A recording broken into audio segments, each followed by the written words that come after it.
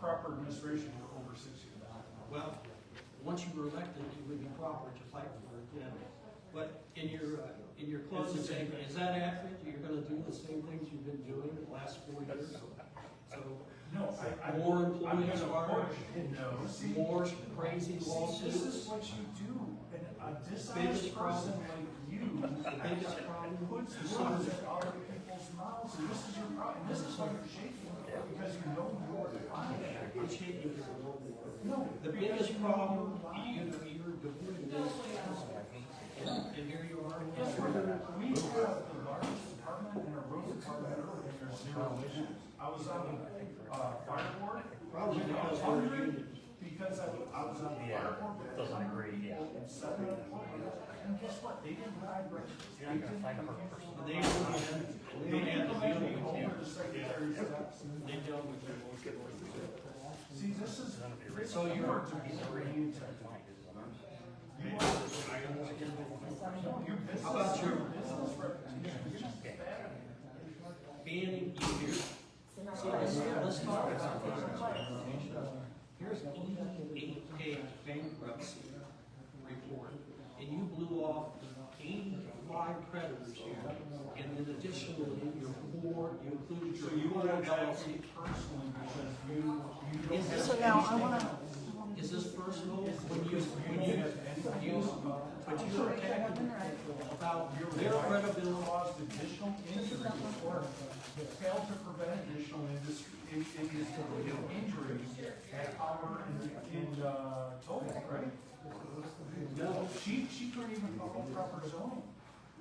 She didn't even know, or did she willfully disregard it to allow those beautiful bushes to remain?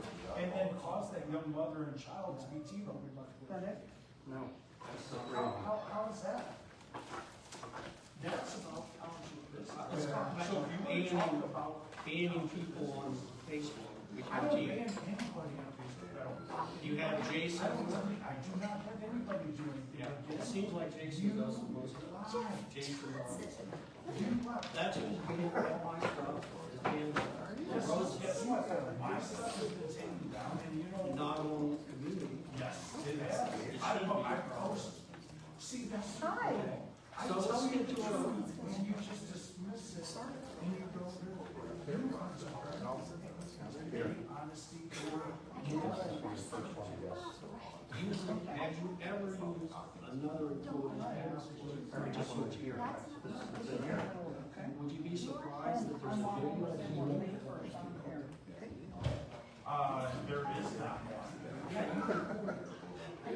Oh, using another employee's password. Oh, you mean with the backgrounders that I did not use and Jackie continued to No, when you recorded yourself in there, ransacking through Laura's desk. ransacking. Yeah, yeah, pulling out files, taking pictures, and saying, oh, this is interesting. And then you go, Ryan, well, we already got it. We're looking at. And then you were using Laura's password at that time. Laura signed in. And that's why she sent us in. Selma. And then you did. It's gonna make it so much. No, I'm gonna have a hard time. Do you think that if you walk into an employee's office, does not have the right to, guess what? I have the right. Look at her. Did you? Yeah. You wanted to hear. It says that you have a right to use another person's password. Nope, you don't. We have access to everything, But you don't, because the board said. Honesty is not. Yes, it would be a good Using other people's passwords, did you talk about the missing 11 minutes with the variable? I think the court report, or whatever, in his opinion, said that you were on the phone and you were on the minute. Take the 11 minutes. So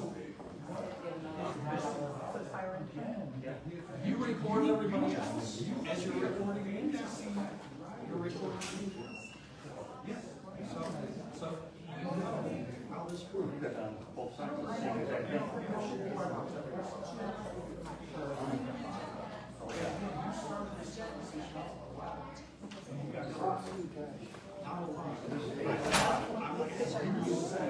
Ask me those were your messages.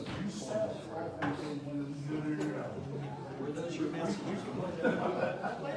Here. That's what you're not saying.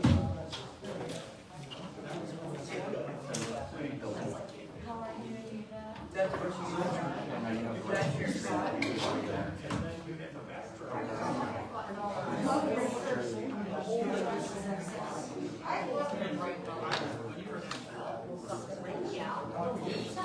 Pretty out. She had that yellow jacket on. So, with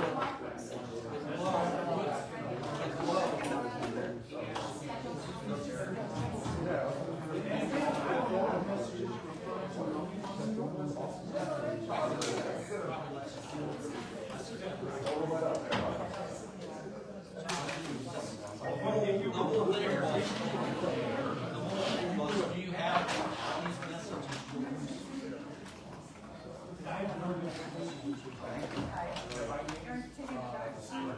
Yes, I have, because they were. So even do that for a moment.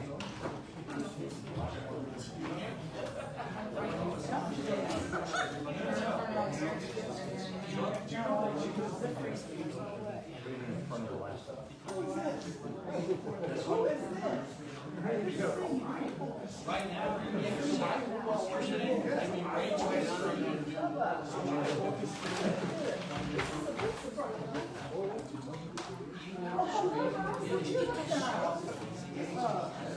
By suing them, He's got to be working. yeah, it's always one.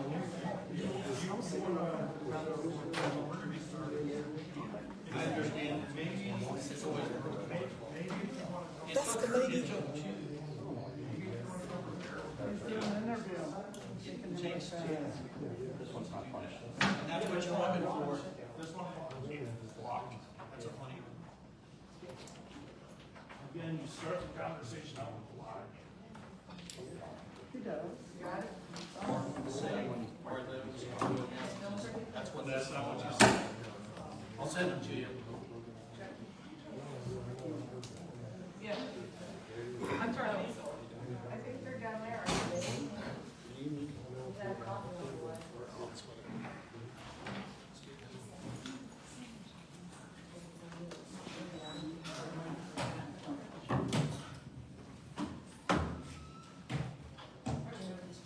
Yes.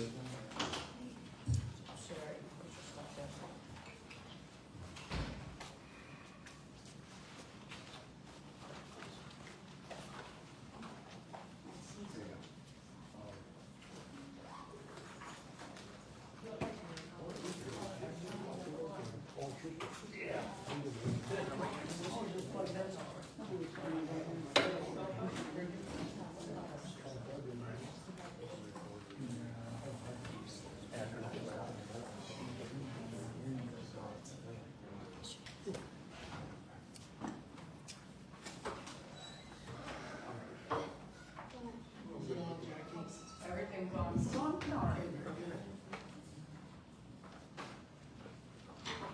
I call to order the Etna Township Liberty County Board of Trustees regular meeting Tuesday, October 7th, 2025 at 6 p.m. Roll call, please. Mr. Evans? Here. Mr. Burkholder? Here. Ms. Here. Stacy, would you like to come forward and give the invocation tonight, please? That mic is on. Jackie? Yes. Okay, very good. Now praying into 1 Timothy 2:1-3. I exhort therefore that first of all, supplications, prayers, intercessions, and giving of thanks be made for all men, for kings and for all that are in authority, that we may lead a quiet and peaceable life in all godliness and honesty. For this is good and acceptable in the sight of our Savior, who will have all men to be saved and come to the knowledge of the truth. Father, we pray for the peace and stability of this meeting. We thank you that you give grace and wisdom to our public servants. We thank you, Father, that all business of Edna Township is conducted in the fear of the Lord. And we pray as citizens, leaders, and servants be safe and prosperous. In Jesus' name, amen. Thank you. Please join me in the pledge of allegiance. I pledge allegiance to the flag of the United States of America and to the republic for which it stands, one nation, under God, indivisible, with liberty and justice for all. Thank you. Is there a motion to adopt the agenda? So moved. Is there a second? I'll second it. Discussion? Yeah, once again, this agenda was created without any other input. We didn't even get a draft as required and voted unanimously by this board. That was supposed to be put out. Mr. Burkholder is just continuing to just do whatever he wants, and ignoring a lot of important issues. I won't go through that, Lindy, because they will just block it. Again, I think maybe we could handle a couple of simple things that are also important. And I'd like to move to add 2 items under new business. A discussion on Halloween, the date, because there is confusion amongst the community. That's been ignored. And then also on minutes. We have a duty per Ohio Revised Code to provide timely minutes, and those are just being ignored. So that needs a discussion and address. I'll second that amendment. And I will, is there any further discussion on the amendment? Roll call on the amendment, please. Hang on. Mr. Evans? Yes, Mr. Burkholder? Yes. Ms. McKee? Yes. and will those be J and K? Okay,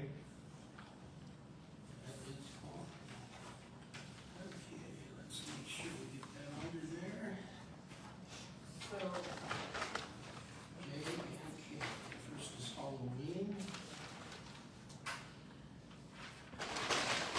Second is minutes.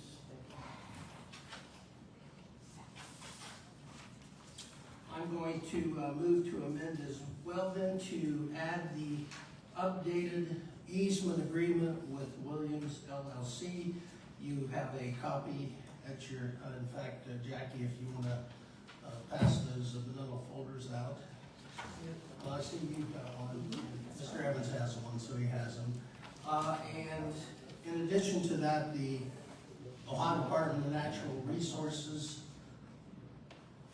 agreement with us regarding the state capital, $150,000 that's coming to the township for High Point Park. I'm adding that late because we just found out from our legal counsel it looks pretty standard, and he advised that we bring it back to the board for approval because there is out of that $157,000, there's a $3,000 fee. So, is there a second to these 2 amendments? I'll second. Second by Mr. Evans, any further discussion? Yeah, a little unclear. You have the presentation with the resolution of that. You said you want to add the new updated agreement under new business. Is that correct? No, not under new business, that'll come under the presentation. Should we not wait for, and I've said this time and time again, I don't believe we should have any action items before public comments, because that shows a total disregard to what they may have to say about this.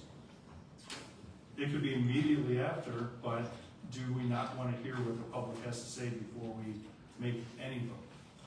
Well, in this particular instance, it's been the policy, and I know it's been advised by legal counsel in some of our commissions that when you have legal counsel present, that presentation comes first rather than taking the time through comments. So we'll move forward with that. I'll ask for a roll call on the 2 amendments that I added, please. Mr. Evans? Yes.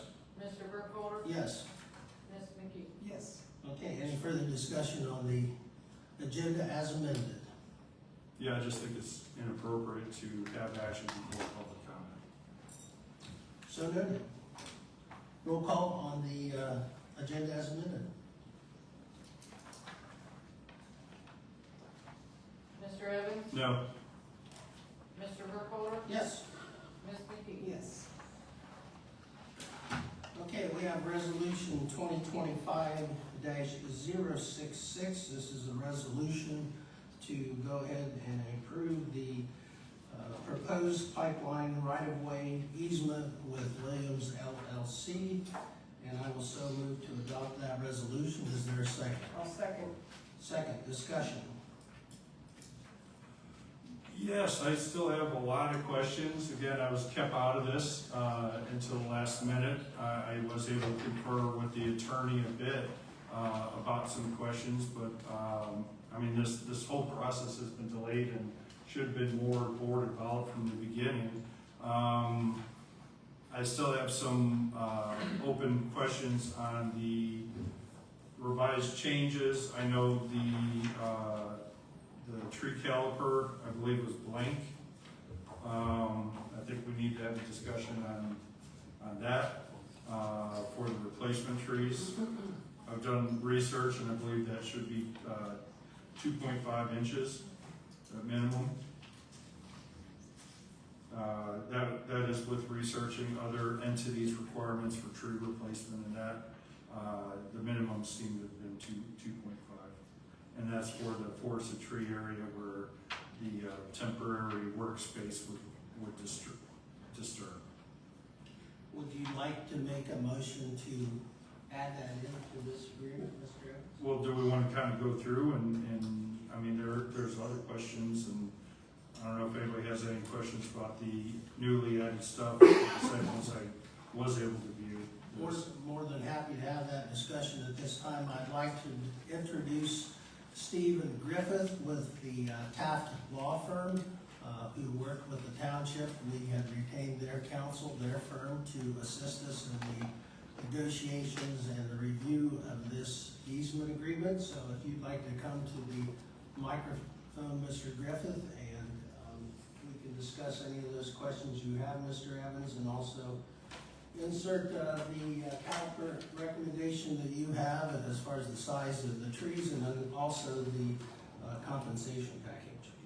Mr. Griffith, you have the floor, and if you speak into that microphone, give us your name and address for the record so we can put that in the minutes for you. Okay, my name is Stephen M. Griffith Jr. I'm with the Taft Law Firm. My office address is 425 Walnut Street, Suite 1800. Can you lift the mic up so we can hear? Cincinnati, Ohio, Thank you. 45202. Want me to repeat that? No, you're Okay, fine. all right. Thank you. I would say that in connection with this, we've received a few weeks ago the pipeline easement agreement that Williams Companies had drafted, and we reviewed it. We made some changes in it with the negotiating those changes with Williams. We did that. We also, the agreement was distributed to all the trustees.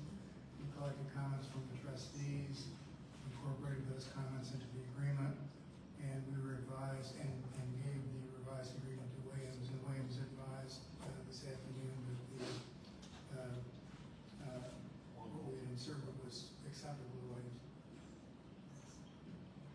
Mr. Evans, you have the floor if you'd like. Okay, yeah, I indicated this as a concern before. The prior, the purchase agreements for the parkland, you said that they weren't provided to you and you didn't review it. I know there were some exclusions in there, terms that if the land was sold or any kind of compensation with that. Has there been a review to ensure that this selling of the easement rights does not trigger that where there's any monies owed to the prior owners? According to Williams, that's not a concern to them, but I have not personally reviewed those. That would be concern. It wouldn't be a concern to them because they wouldn't have the monies being owed to the developers. That would be our money. If we, whatever transaction we did, I'm a little concerned that we're not reviewing it. I mean, it's great that they're saying it, but they're not representing our interests. I understand that. So, But, I mean, yes, we probably should review it. so and I'm fine with, if we move forward with this, tonight, make it conditional on that's your review and so it doesn't have to come back to this, because I think time is of the essence right now, so. Correct. As long as you review it. Okay. And then regarding the, apportionment of the easement to the damages, 30% to 70%. Williams, mentioned that typically for tax purposes, entities do that for a reason. We don't have to do that for any reason. Is there a reason that we should? And, okay. One thing, when large companies like Williams, when they do these agreements, they use forms that have been in existence for years. The concept of compensation and damages is what we put in connection with an eminent domain award. So that's really what it's referring to. I just want to make sure there's no impact to us No, as far as. it's probably them in terms of. Yeah. And then again, I see, modified there regarding my concern with the plain language was, and it was your understanding too initially, that any future pipelines put in there would only be the eastern part, the 30%, 1.2 million, but Williams actually was intending the 4 million. So, but that's addressed in here, I believe. Yes, that was revised. We deleted the word proportional from the main agreement. Okay, so that's, Inserted a payment for $4 million provision in the addendum. and that's an additional 2.7 million that was thought of. And that kind of lays my concern about where I was talking about the 1.2 million was good now, but this is in perpetuity, so in 20, 30, 40 years, that really isn't gonna be that much, but 4 million, I do think that it allays those concerns a bit more. And I think there was those changes regarding, because it was a little restrictive on the pedestrian paths where there's bike trails Yes. and roadways to reflect the other term. Okay. And the only other concern I have, and I'm not, I guess we can design around it, the depth of the pipe is at 60 inches, 5 foot. That's based on the undeveloped land and that, but we don't know how we're gonna develop it, or I guess that's gonna be something that we're gonna have to just work around. If we did have to, say, to install whatever we wanted in an area, and the slope, we needed to reduce that to 4 foot.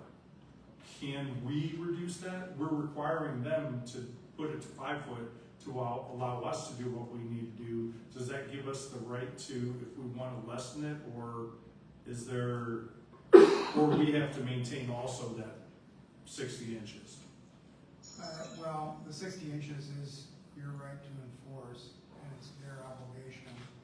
The one thing I would be concerned about if you were to try to do anything in the easement area that isn't specifically provided for in the agreement, is that one of the things they have to do as a gas company is they have a whole lot of regulations and protocols that they have to observe in connection with maintaining that line.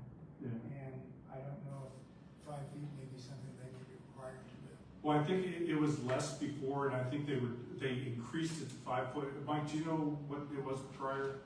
We got it at 4 feet, and then Okay. just to account for any future development, like Mr. Evans was saying, any changes, then yes, you have the right to. So that we could go, Yes, sir. I'm just worried about the, topography of it. I'm trying not to place too many limits of what we can do and what, It's your property, so you can, as long as you do a proper one call, so we can just make sure that that's okay with everybody's safe. And our operations folks are there, while they're excavating over the pipeline, but no, that's not for us, so that was for. Okay, I just wanna make sure, Our typical is 3 foot, just for reference. okay. Yeah. So theoretically, if we had to go down to 3, it wouldn't bother you. You increased it It's your for property, ours. sir. Okay.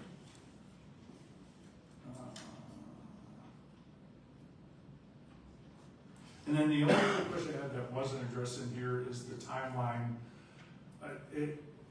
As I understand it, they're ready to go October 11th for a start and talk about, saving dirt, going into winter, probably spring, reclaim everything in that. The park's not designed to use, but in the future, an additional pipeline coming through is pretty much transecting, from one end to the other. should there be any limitation, I mean, because theoretically, could they take 2 years to do it and our park's torn up for 2 years? I'm trying to protect the future use for the residents have, and yes, we're getting 4 million, but is there a reasonable time or, because we had a refugee sewer lift station put in, that was supposed to be 80 days, I think it went to 280. Is there anything that should be in there to kind of protect that it's not an ever-ending thing where people can't use the park? I think that we had inserted in, section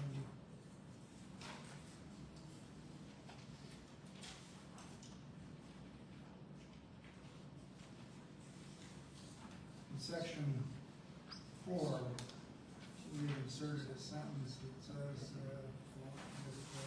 grantee shall exercise its rights under this agreement in a manner so as to minimize any interference with Grand public art use. That's broad language, but that's what I would point to say that. Okay. Maintenance, repair, reconstruction. So at that time, you would have to, and that was my question about the reclamation, the tree sizes, diameters. It says reasonable, but one person's reasonable and another person's, you know, trying to avoid litigation is costly. So any disputes is costly, and I'm sure, you know, work in partnership and, you know, but on the off case it doesn't. Do you think that language is strong enough then, that kind of protected that if it did go, like we're talking 5 months for this one, if it started going a year, do you think something would, like, what's the penalty, what's the? There's no penalty, I mean, but anything in this agreement, would be specifically enforceable if we did have to litigate it. Hopefully it wouldn't. From the standpoint of a pipeline company, they really don't want to delay any kind of construction because time is money and they want to use it. So that's the greatest incentive they have. And then in addition, this language, if something really did happen that was out of line, that took the park out of commission for some lengthy period of time, I think this language is something you could point to get some relief. Okay. Mr. Hopkins, would you like to weigh into that question? Do you have any response regarding the proposed timeline? Yes, it's exactly what Mr. Griffin said. We have every motivation on these projects to expedite the process of getting the pipeline installed, as to our contractors. So as it stands right now for this project, we are trying to be in service and provide fuel gas to our South Generation facility by February. But that means the whole entirety of our pipeline across Ford property, that's 17 miles of pipeline, will be installed in the next 4 months. The reclamation part will be delayed simply because of the weather. We want to make sure we have good weather for appropriate growth, especially if we're going to be planting, you know, trees or shrubs or anything else of that nature on the Ford property. But we will get in and out of there as soon as possible. And just as a sidebar, this brings in the assurance. Our contractor is one of the best pipeline companies out there, Michaels. They are a big outfit, union outfit that can handle this. And the projects that they have done for us, for our Blue Racer assets, we had 0 leg complaints. Nothing but praise for this company. So we hire the best to do the job as quickly, efficiently, and safely as possible. Mm-hmm. And I appreciate you guys agreeing to, my concern was, you know, the reclamation, filling in the ditch, you know, compacting so it doesn't settle. Because you could, and then the next year, now we're going back and having to do that. So Absolutely. I appreciate that being in there. I appreciate that insight as well. I think that that gives us all the comfort and everything. I also want to remind everyone that the park in October, we're going to have the preliminary plans, which will be presented to the trustees. So we're not even to final design, and construction is, you know, years off and everything, and of course future funding for the park as well. Plus, we do not have an improved road to the park. currently, and so that's at the Drayton Hall location. So that's something that the township will have to, so I think the timing, as you said, works out well, particularly with the reclamation, because you're not gonna be doing that during the winter, and we'll need that time to move forward, and we don't have a timetable even for the finalization of our park plan, so I think it comes together nicely with your schedule. Okay, appreciate that. I disagree a little bit. We should have been more ahead of the ball on the other stuff, but, we're here to deal with this. I think you've addressed all the other concerns. And I think we're good. The only thing, like I said, I would wish this board would respect the public's right to wait until after public comments to make a vote. It wouldn't take that long. Would you like to make the amendment then on the to put in the caliber of the trees? And to that, I will add that the purchase price is $4 million, is that correct? That is correct. Very good, and we have the W-9 for you as well, if this passes here tonight, the other things that you've requested. So Mr. Evans, do you want to make that motion? Yeah, I'd like to make a motion to amend in section. Which one is it? In the unrecorded addendum reclamation paragraph to include 2.5 inches for the tree trunk diameter.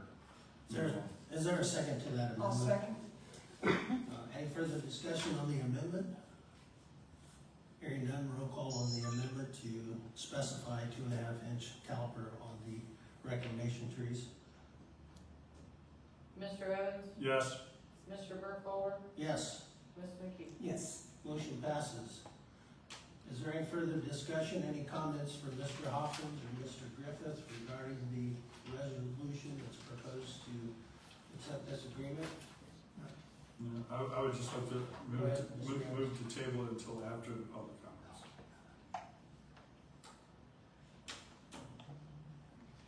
We have had other residents' concerns speak up about this, and I think it's their right. I'll go ahead, there's a motion, is there a second to move the table till after the community comments? Oh, that's fine, yeah, why not? Very good, second by Ms. McKee, roll call please. Mr. Evans? Yes. Ms. McKee? Yes. Mr. Burkholder? Yes. Very good.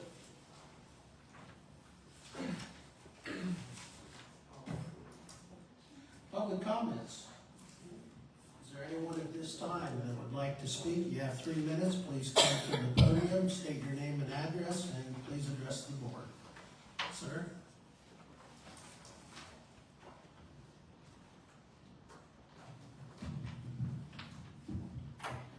Lorraine Ebach, 114 Royalty Drive. I know what bullying is. In grade school, I was shy, young for my grades, so I knew the weight had a strange name. I was literally laughed at when I signed up for a wrestling team my freshman year in high school. My sophomore year, I defeated the toughest guy in my grade who once tormented me. By my junior year, I was much bigger, stronger, more self-confident, and made damn sure everybody knew I had enough. I've never tolerated being bullied again. Since then, I've trained in multiple combat sports and have a heart for those that are being bullied. Mr. Evans, you are a classic bully. Trying to intimidate by hovering over people, constant lies, half-truths, criticism, personal attacks, self-promotion, and staring people down in each proceedings, particularly me and my wife. In the words of the famous tennis player John McEnroe, you cannot be serious. Do you really think that I, a former heavyweight full contact fighter, is going to be intimidated? Or Ms. Zacher, a career law enforcement official? What's your problem with Shelley? I'll tell you why. Because she's nice and people like her. She has been more than fair with you, but make no mistake, she is tough in her own right, and she not only has me, the family you don't want to mess with. Your real agenda must be trying to provoke a response so you can whine to the deputy, well, my safety is risked. such as when you recruit Steve Perkins of lunging at you and possibly trying to take a swing at you, the Licking County Assistant Chief Prosecutor. At the candidates forum 2 weeks ago, the candidates were asked what their agenda will be if elected. You stated you're going to keep on doing what you've been doing. It seems most township residents, however, feel that regardless of what this board looks like in November, the last thing we want is more of this shit show. Mr. Evans, obnoxious, aggressive campaigning and management style is your prerogative, but you justify your bullying as keeping people accountable. I call BS. Holding township employees accountable does not require personal attacks and intimidation. If failure of responsibilities or conduct is serious enough, government employees may find themselves in front of a Ohio Board of Ethics. You yourself might find yourself having to explain yourself regarding harassment and mixing of township and personal business. Sir, we are not your enemy. We do not want conflict, nor trying to provoke you. 30 seconds. But if more of the same means harassing my wife, such as in recent emails where you continue to berate her after she asks her to leave you alone, we will have everything we need for another lawsuit against you and the township. Moreover, physical intimidation of menacing of me or my wife will not be tolerated. If you're looking for a fight, Mr. Evans, as Doc Holliday said in Tombstone, I'm your Huckleberry. Thank you. Seems like a threat. Anyone else at this time? Please come forward, state your name and address, come to the podium, and direct your comments, please, to the Board of Trustees.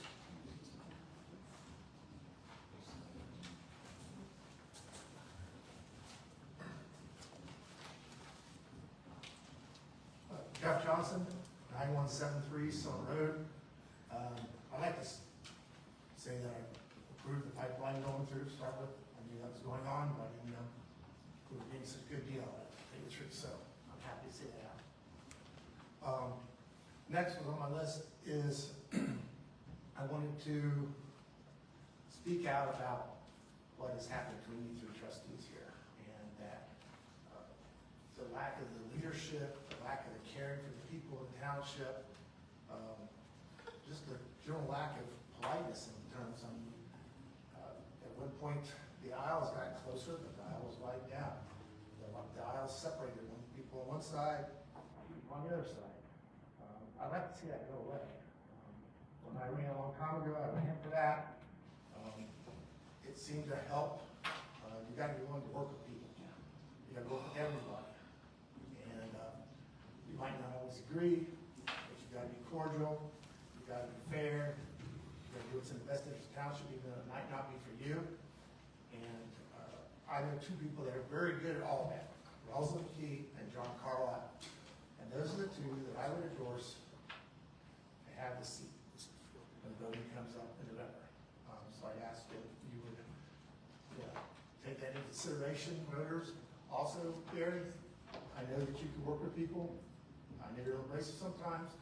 You like your way, but I think you can do a very good job of that if you want to, and be on board with it.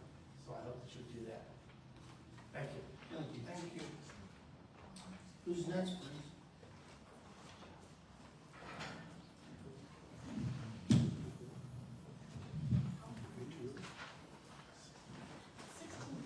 Hi, Tia Rigger, 9305 Summer Road. I'd just like to maybe throw out a few things here. When we had all this abatement and TIFs, and you want to keep Aetna, why don't you offer small businesses abatements and TIFs for their first 30 years? Because that's what has been granted to Amazon and FedEx and other companies like that. While the people that live here suffer, we pay our taxes for the schools, and then they're abated and given to corporations that have millions of dollars.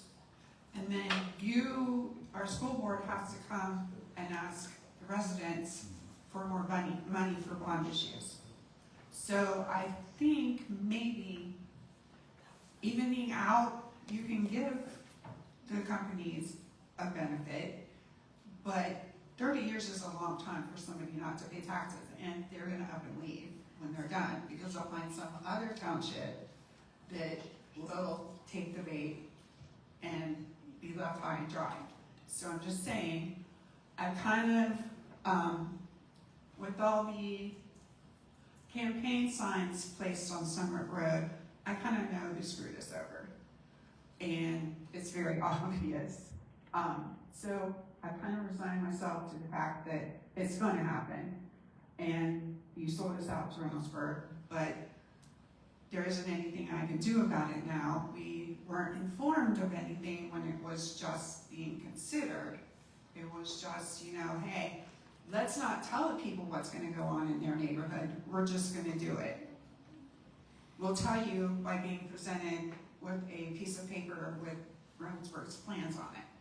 No one, you know, no one paid our bills to buy the property. No one's going to deal with the property.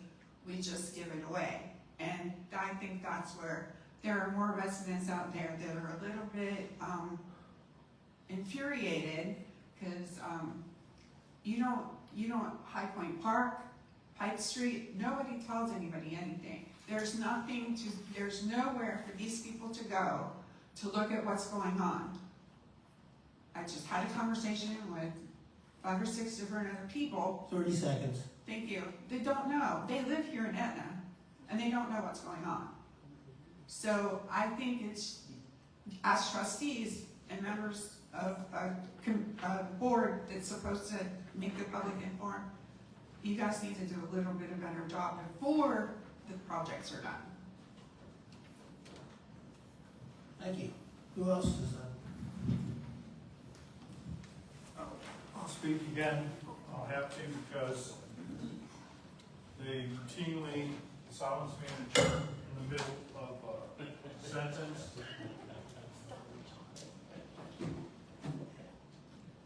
Mark Evans, to address the comment about bullying, the one that's laughing, all that. address the board, Mr. Evans? My emails have been about a false statement that was set up here by Ms. Ipax, who is a member of our zoning commission, that falsely claimed the annexation agreement with Reynoldsburg went through the courts and was upheld. It was not. I asked her a simple question. Please provide the information and evidence. Look it up. She wouldn't, and she basically blew up on it. That's not normal. That's not bullying, but that's having a discussion saying, hey, back up what you say. So my concern is that we have zoning commission members that have no clue about what's going on and can't even do the proper due diligence. For Jeff Johnson to come up here and talk about how this community is divided, that he participated in that for 2 years with Ms. McKee. He hid key boxes. He hid servers. He admitted in open meetings that he violated Open Meetings Act by discussing with the other board members outside public meetings when there's only 8 specific things. One of those is on our agenda that can be done. Jeff Johnson was part of the corruption, part of the yes man that led to all this. So that is hypocrisy at its highest, but that shows to support Carlisle, who is corrupt as can be, gave away millions of dollars with the help of Mr. Johnson a week before he left office. The Sheets and Drayton Hall apartments alone, the school's out $3.6 million and the fire's out $1 million. Some people wanted to double that. I stopped it. So let's not pretend here. But again, all this stuff on the agenda tonight, we have a website that's going to lock us into a 2-year contract, $34,000+, when it's been ignored. Everything else has been ignored. We've had public records lawsuit that our prosecutor withdrew from because Mr. Burkholder would not communicate or cooperate. Everything's being pushed through now to try to show that something's being done. Even the hiring, we pushed for hiring back on February 20th of 2024. for a planner. Mr. Burkholder withheld that purposely for over 300 days and then half-heartedly posted it and then dropped it. And now we're gonna talk about $96 an hour for a planner to come in? 10 seconds. It's unbelievable. Very good. Anybody else?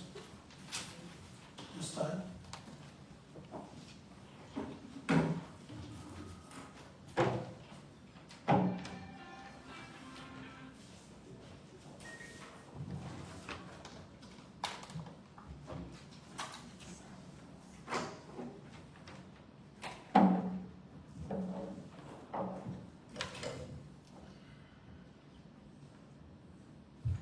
John Hanson, 51 Ridgewood Drive, Etna, Ohio. Lauren picked up quite a few of the things I was going to talk about, but it should be a concern that Mr. Evans has promised 4 more years of misery. You know, when he closed out at the SLEA meeting last week, he promised to keep doing what he's been doing since 2022. He was incidentally the only candidate that attacked the other candidates every time he spoke, even if that was nothing to do with the question. If re-elected for the next 4 years, he promises to keep doing the same thing he's been doing. And then he said even before he was elected, he was doing those things.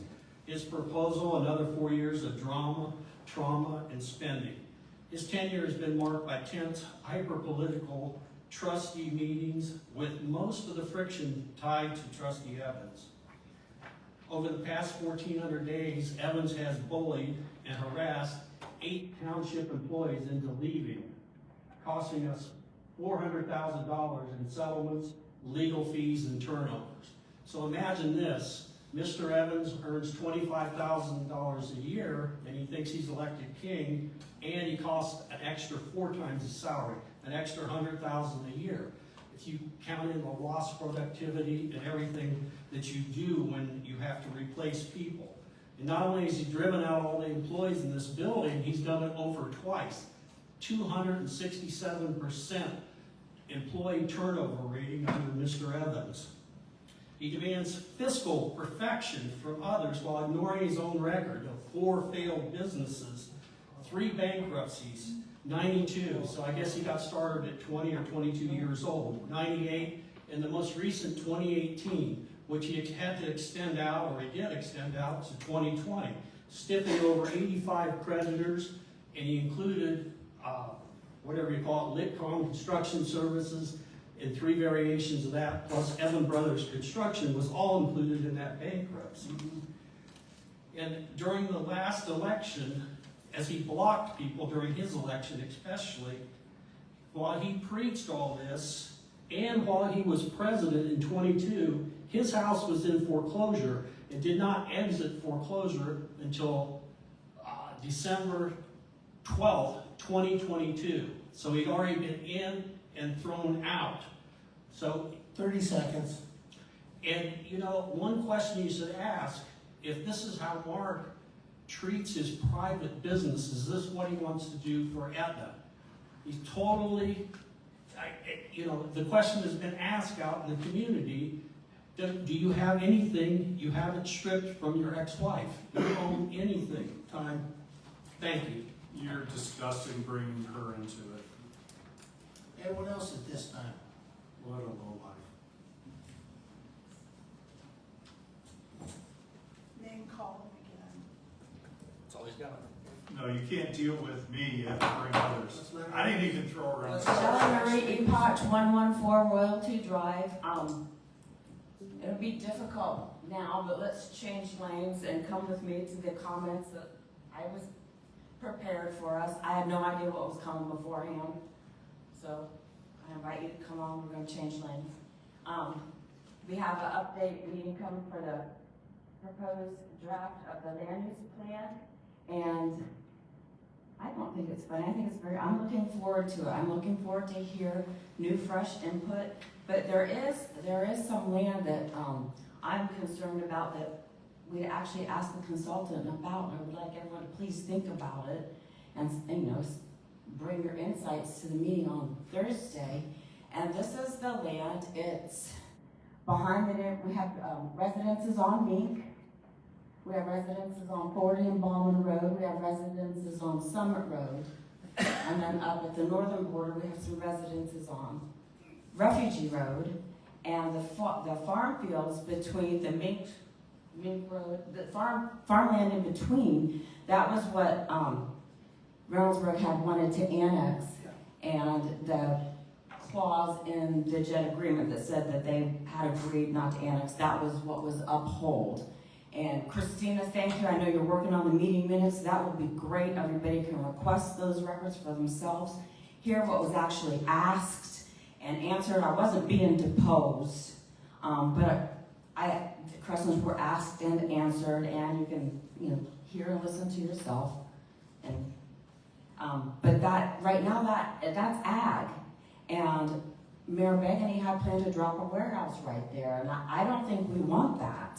If this would also be adjacent to Mayor Begany, where he wants to make his innovation zone, and that's not a good fit. Like, we looked at the fact that what makes sense, if it's gonna be rezoned, because right now it's ag, we were advised zone it something, so it will be limited to what you want, and right now it just made sense, and to me it makes sense, so please look for yourselves. It makes sense to make it residential.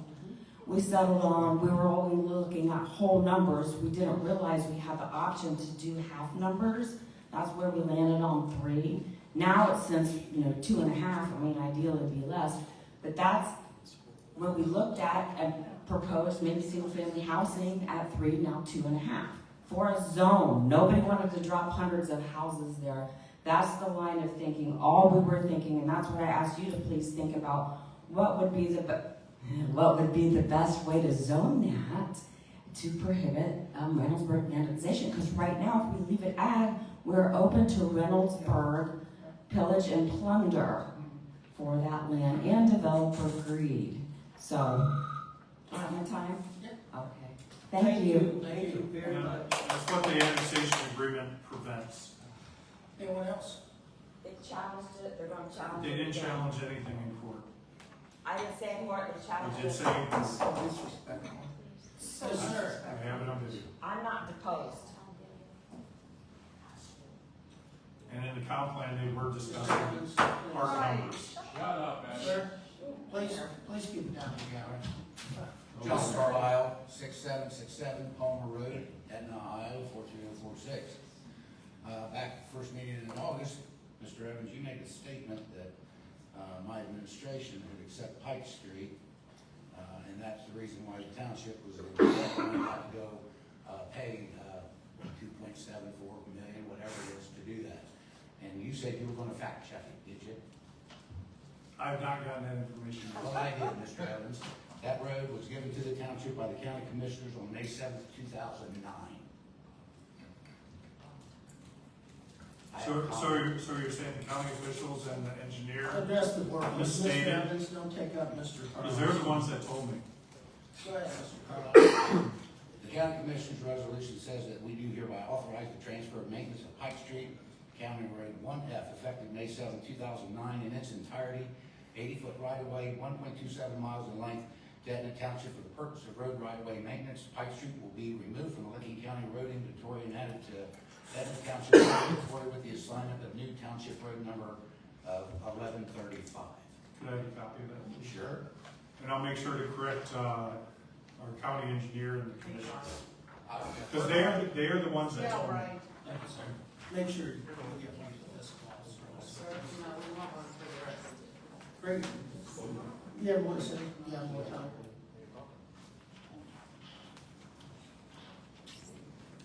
What I want from you is an apology.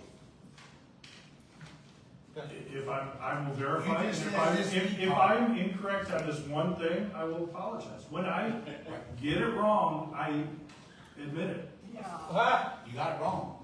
How, are you gonna apologize for all your lies? Look, we're talking about this, Mr. I know. Evans. I Here know. we go diverting. I will. You just said about Miss Epoch, Let's move on. that That was a lie. she made a false statement. A lie. You made a false statement. I want an apology. Correct. Correct. I will verify this And give back. Okay, thank you, Mr. Burkholder. Thank you. Thank you. Anyone else? Anyone else? We'll be an opportunity at the end of the meeting for 2-minute comments, if you'd like to comment at that time. At this time, I will move to remove Resolution 2025-066, the Williams LLC. It's the Township Easement Agreement with Williams LLC. I move to remove that from the table. Is there a second? I'll second. Roll call on the motion to remove from the table first. Mr. Evans? Yes. Mr. Burkholder? Yes. Ms. McKee? Yes. Yes, that issue is now before us again, and move to adopt the resolution. Is there a second? I'll second. And this is with the amended agreement. This is with the amended agreement. That is correct. Thank you for that. Can I ask a question? Yes. It's $4 million. Yes. $4 million is the compensation, and then the other amendment had to do with the size of the trees for reclamation. Yeah. And has, you said the W-9 has been provided, has the wiring instructions? No, I have those on my table right here. So I know they were asked previously and they weren't provided, so I just want to make sure that time is of the essence with this. Mr. Evans, we know that, But, and that's why we have but you those failed to there. act. Time is up. I need to You make can sure criticize all you want, but roll call, please. it's true. Mr. Evans? Yes. Mr. Burkholder? Yes. Ms. McKee? Yes. Resolution passes. I want to thank everyone that's been involved in this process. I want to thank Mr. Hopkins, Mr. Griffith, and Ed Diller, who was also involved with the firm. We appreciate it. And we will move forward from here. Let us know what you need. Do you have anything, Mr. Hopkins? Do you need signatures tonight? If the resolution's good, if we, I don't know, if we have a clean copy of the easement agreement, so maybe let Mr. Griffith put that together. If I have the wiring instructions, I'll wire that to you. And once you confirm receipt, I believe, Mr. Griffith, we agreed that we would pick up the documents, the signed documents that from you. We will. So yeah, if I could get the wiring instructions, that would be great. Wiring instructions, and we have the W-9, correct? Yeah. Come forward, please. Thank you. I don't think I can stop this. Sorry, I just moved. No, that's all right. Expediency, all right? Thank you. Okay, thank you.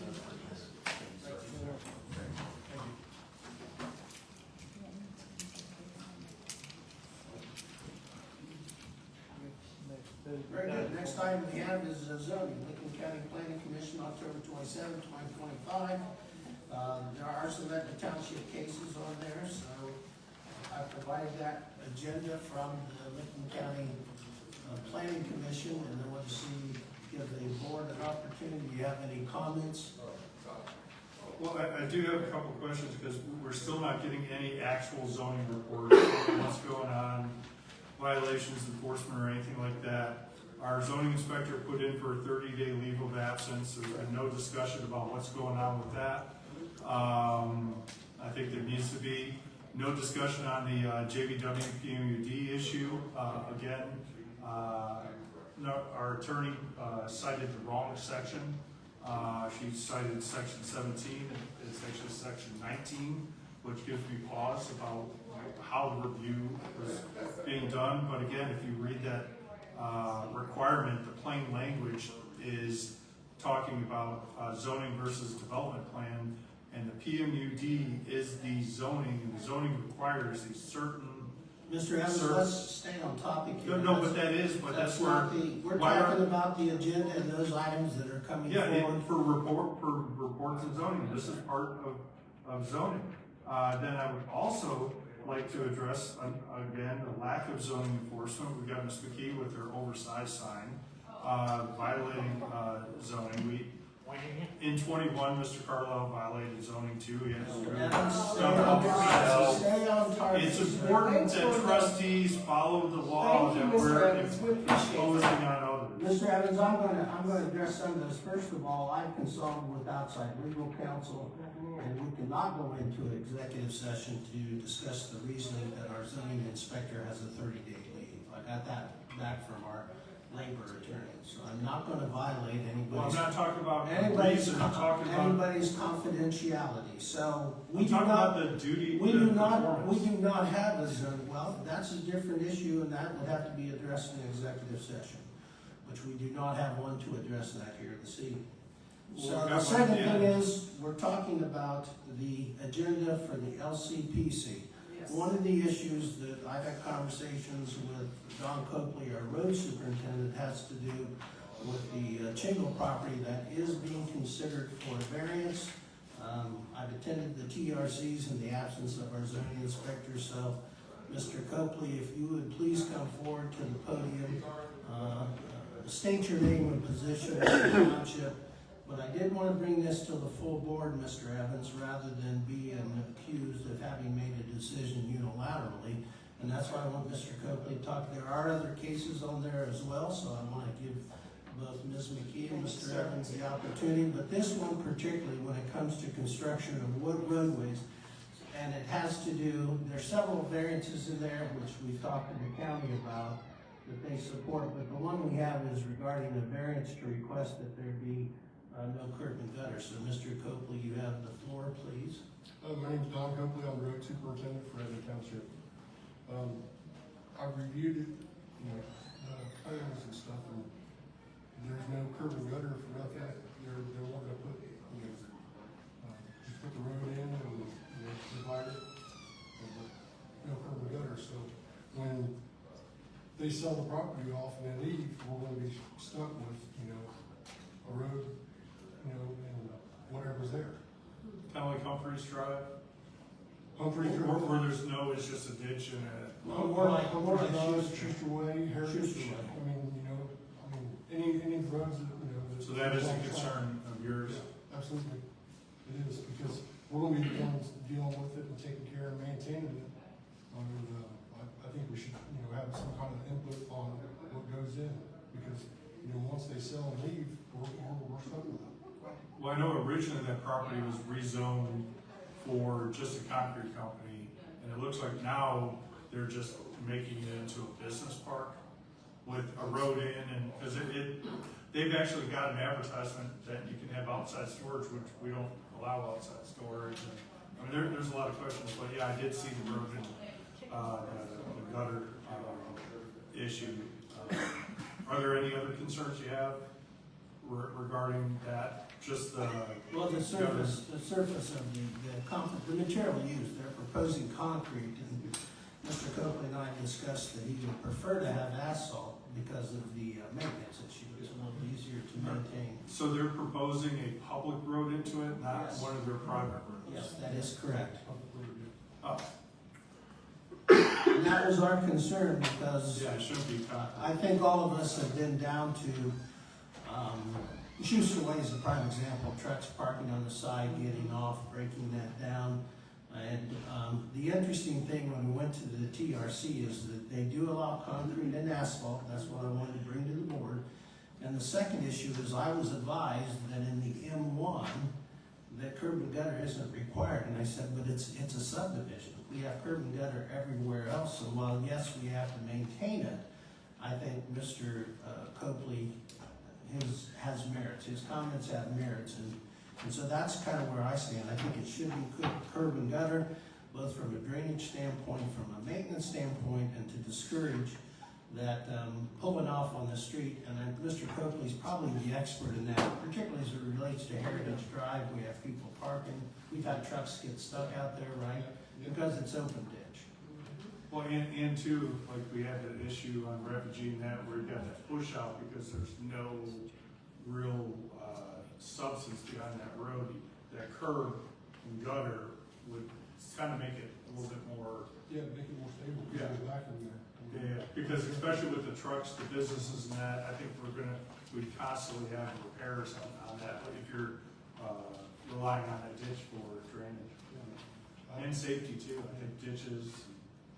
And since the applicant for this variance is being represented by legal counsel, it would be my, I guess, request of this board that we make a motion to approve Carly with the Rickard Green to represent us there. And if the board decides to take a position on the variance.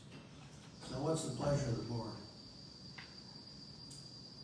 Well, that's her area of expertise. Carly has done some other work for us, and I feel confident that she would be the right one that we would look into this. I would like to move forward to see what she can do as far as making that argument, the curb and gutter, and, I mean, I'm not too sure about the concrete versus the asphalt. I know we can use either one, with the cost. I mean, we're talking cost. I mean, we know asphalt is a lot less expensive, but if we're gonna do the, curb and gutter and drainage, you know, that's a part of the, maintenance, and your group would be the ones would be taking care of that, right? Yeah. And that would help you guys as far as in the future, or would it hinder you guys?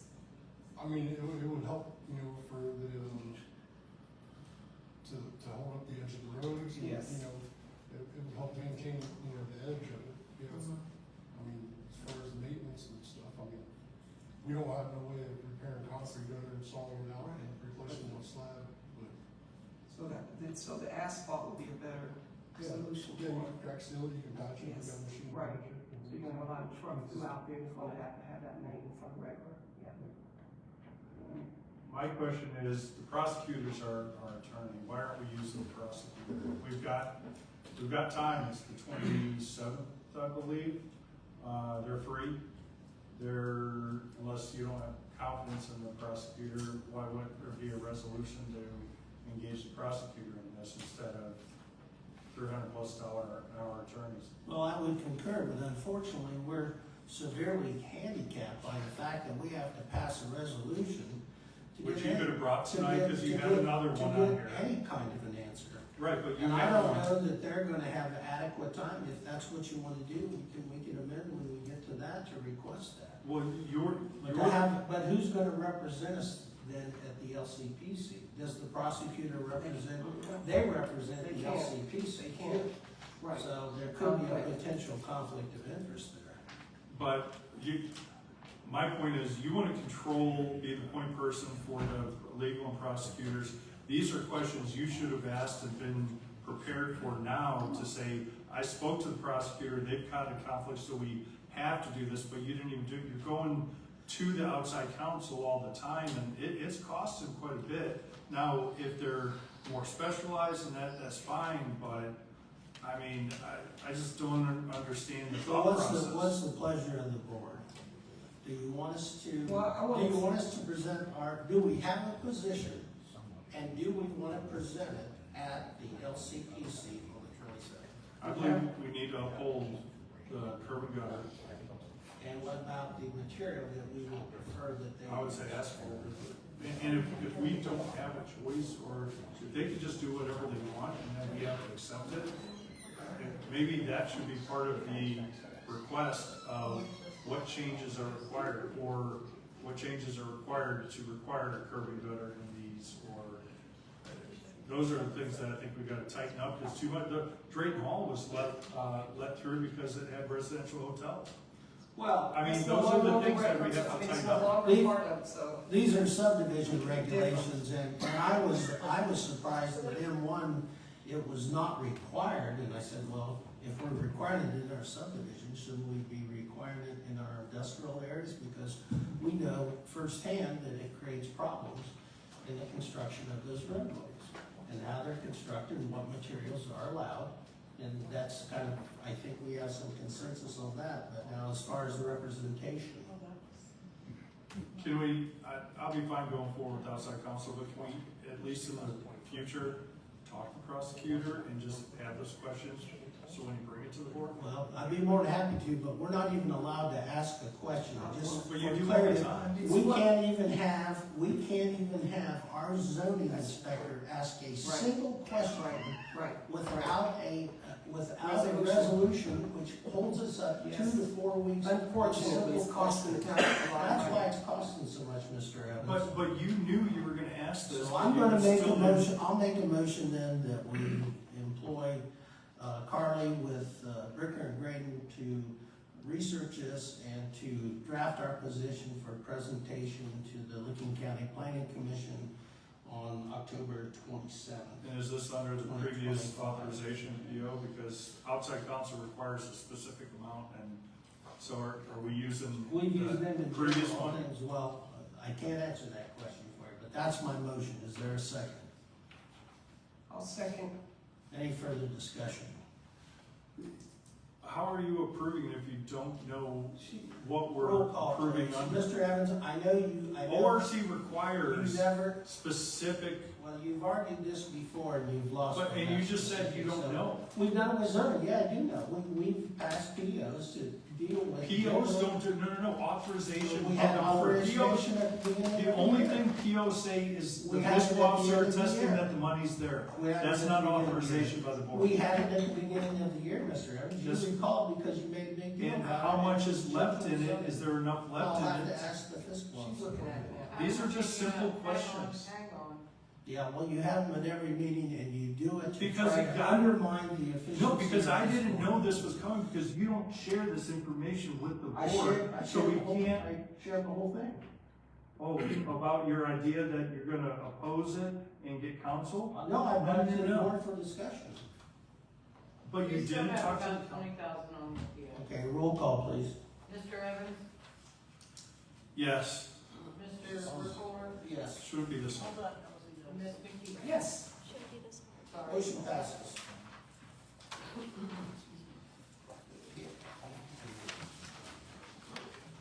We'll now go to old business. Item A, the Turk, Jed, Judzy appointments. Do any of the board members have any comments, recommendations at this time? Yes, absolutely. There was a, gentleman that's actually on the PIRC board. I'm not sure how you have this back up because we only have one seat on that board. Now, we do have an alternate. Is that what you're trying to replace? An alternate? Because we already have one selected that's on that board. There's two members on No, it's each not. Turk No, it's board. not. That's not true. Yes, it is. I had to go through this with the last administrator when you guys were trying to do this one. I noticed I think Miss Letitia, did she mention she's on that board? I don't have I think she made that statement at our meeting. Yes, she said she's on the board. Yeah, so we'll put her on that. Well, we previously had that listing. We've carried this over several times, and we have the listing. And I know before our administrative assistant left, we were trying to verify and update that as well. So Yeah. I think we need to verify. Well, actually, I verified it. I sent you guys minutes, just recently. It shows that we hired, we actually put Attorney Brian Stewart on that board. That is correct. So he is on that board. So I don't know how we were able to appoint somebody. But I do believe it is two members. It is two members because it previously was John Carlisle and I forget her name. Who's the attorney that's on the other judge and Judge Z? Nicole Nicole Washington. They Washington. were not on there at the same time. Yes, they were because They were I not. even sent her the video of Mr. the Evans, Turk that's not meeting true. because They were not, she went in to replace Mr. John. how do we not know who's And on? I'm telling you, I'm just giving you the information. That's how we know. And it's in the minutes, so go back and research your minutes. And again, have we received from the business district the three? No, we have not. What is the delay in that? Well, what's the process, Mr. Evans? Per the contract, the Yeah, so business, how do you contact asked them? me a question, I'm stating it, per the contract that was violated time and time again. The business representative is chosen from a list of 3 nominees submitted by the businesses in that district. I know. Now, How you can do that? by contacting those businesses in the district and getting the nominees, but it has to be at least 3. I know. And So, Mr. Evans, if they're not that's wanting to be a Ms. part of it. Ms. Coutinho was just appointed before, just appointed. We need to follow the We've law gone and the through, rules. we've gone through that history. But why aren't you doing it then? Well, who would do it? We don't have any staff anymore, We've Mr. reached Evans. out. What do you mean? We have an attorney, that represents the judge. We have our attorney, we have more attorneys, consultants, like, Do you have this anything whole else? staff We're gonna thing move this forward excuses tonight. dog eat All my right, Mr. homework. Stewart showed he would like to be a part of the JET board. Mr. Brian Stewart, Right. he lives in Etna. He is an attorney. He's familiar with JETs, and he would like to be appointed to the JET board. Well, we said, And he, JET board. Has he submitted an Yes, application? he did. He actually she did. did, and she submit sent a while it ago. by I a think legal when Holly fiscal left. officer, you sent those out, right? Yes, I think when Holly left, things got kind of Yes. mixed up there. Was so- that in the packet of applicants?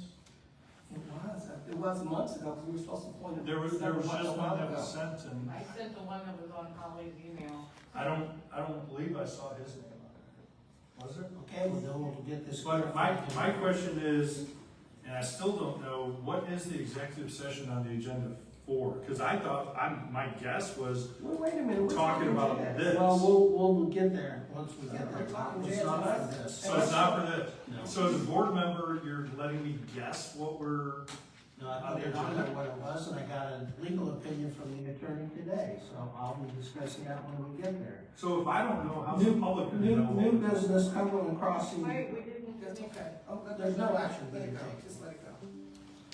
New business, Cumberland Crossing OPWC proposal. I have a motion, I'll make a motion to adopt the Verdandis OPWC application, proposal. Is there a second? And that would be for the Cumberland Crossing, to submit an application to get resurfacing in that subdivision. Is there a second? Second. Second discussion, and that, by the way, that estimate is $772,879.60. 60 cents is the county engineer's estimate to repave that subdivision. I'll take any questions.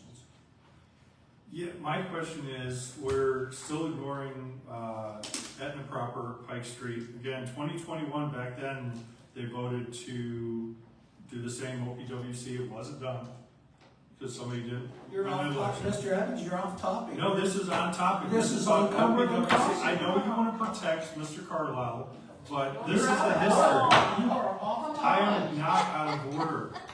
Just because you don't want to We'll give hear you 2 it, minutes. You got your 2 minutes. yeah, you wanna just limit any discussion No, that that's you what don't we like. agreed upon, Mr. Evans. And we're paying $2,500 for a submission for this, which again, that neighborhood, I just got another invite to the pavement maintenance thing that Mr. Burkholder, you attended after you won the election, and we're all for maintaining the pavement, not replacing, as a cost-effective measure. The township's doing it, Pickerington, everybody doing it. Now you just want to kind of replace. Is it necessary for a replacement, or can we maintain it? Because we haven't been successful on the other OPWC grants. I think you put one in for Pike Street, that was denied. I think we gotta be wise on that. I know one year we just didn't do it because Mr. Johnson was saying, well, if we apply all the time, it's better if we don't, and then they'll give it to you. We didn't Sir, get it. that's not. That is true. He's got a minute to go. No, but that is true, but it seems like there's no rhyme or reason. We're just kinda doing this willy-nilly. Isn't there any thought to this, Mr. Burkholder? And again, it's a neighborhood that doesn't need mill and fill. That's the most expensive thing you could do. So why wouldn't we maintain it instead of replace it? That's my thought. Okay, do you have anything, Ms. McKee? I don't, sir.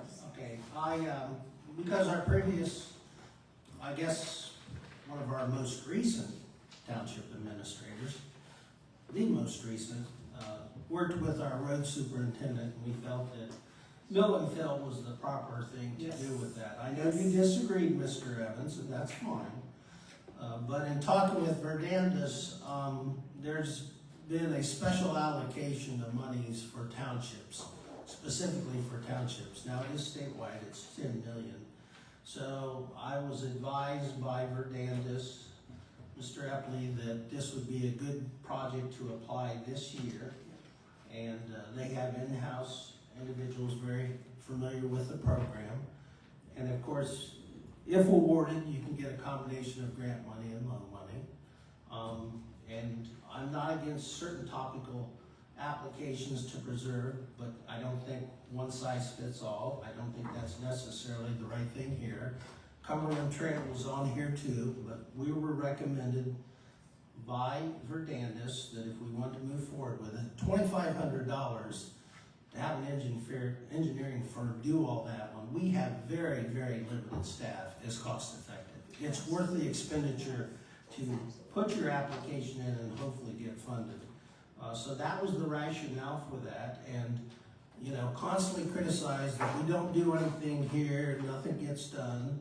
And I don't care what political statement you or anyone else wants to make, but we've put things on here to keep things moving and projects. And there's 3 of us, and you can vote your conscience. I think for the money, and this seems to be an unusual year and maybe a better opportunity to get that subdivision done, hopefully with a combination of grant and depending how it scores, and 0% interest. That I think every year, yeah, some of those things are right. We did not get it the last time we tried to put it on Pike Street. And we also didn't get it, one time you're correct, it was not submitted, even though it was voted to do so. But that's history, and I'm looking toward the future. So, do you have anything? That's all I've got to say. Yeah, again, I know he made a statement, but when you're doing these projects, it's best to do the bigger projects because of the cost. So when he was saying that one of the previous trustees did not want to do it or did not want to participate, it's because when you're doing these projects, they gave us an advice. They advised us to try to do the bigger projects. You have a more chance of getting the money. So that's pretty much how that works. We did have bigger projects. I believe we spent $1 million on $500,000 on repaving Palmer Road that didn't need mill and fill, and we had another $500,000 in the corporate park.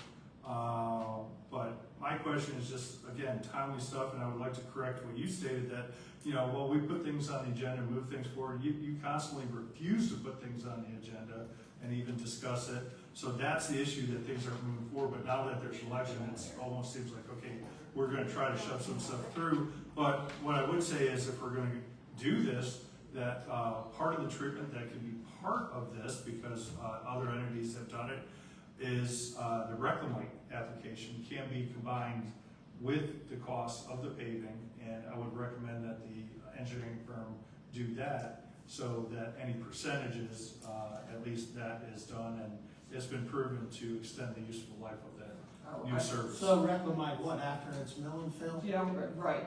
Is that what you're saying? Yeah, new pavement, and that's what we did before on the other ones, and that replaces the asphaltenes that are quickly lost I'm very on familiar that. So that would be my recommendation, because unless something's changed, I was told that you can't do just Reclamite on its own, but for OPWC, but OPWC will include that if you're doing it with the mill and fill. Well, we'll take the recommendation of the engineer. The engineering on that firm should. And see how that affects the cost. Roll call on the motion, please. Mr. Burkholder? Yes. Mr. Evans? Yes. Ms. McKee? Oh, yes. Motion. Wait, one question. Motion Who's gonna passes. sign this? You will. You? Yes, will be the president. Motion passed, so we'll move forward with it. Cybersecurity requirements, is there a motion to pass resolution 2025-067, adopting cybersecurity policy, revised code 9.64, provided by the county prosecutor? Is there a motion? I'll move. Is there a second? I'll second. Second, discussion. You said this was approved by the county prosecutor? I think it was sent to us by the county prosecutor. It's a policy that's gonna have to be adopted. Now, we got I some know by time. law, it's, yeah. We got some time, but yeah, Jenny Wells, the county prosecutor, said it to us. Yeah, we don't have much time, but yeah. So I put it on the agenda for the board's consideration. Yes.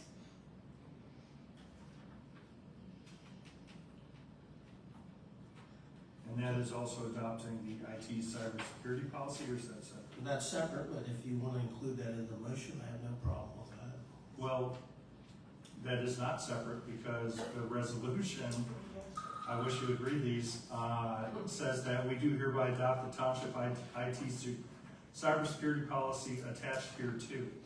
So it is not separate. Well, Can we we read these listed- resolutions? Well, we listed it as two different ones, but yes, so.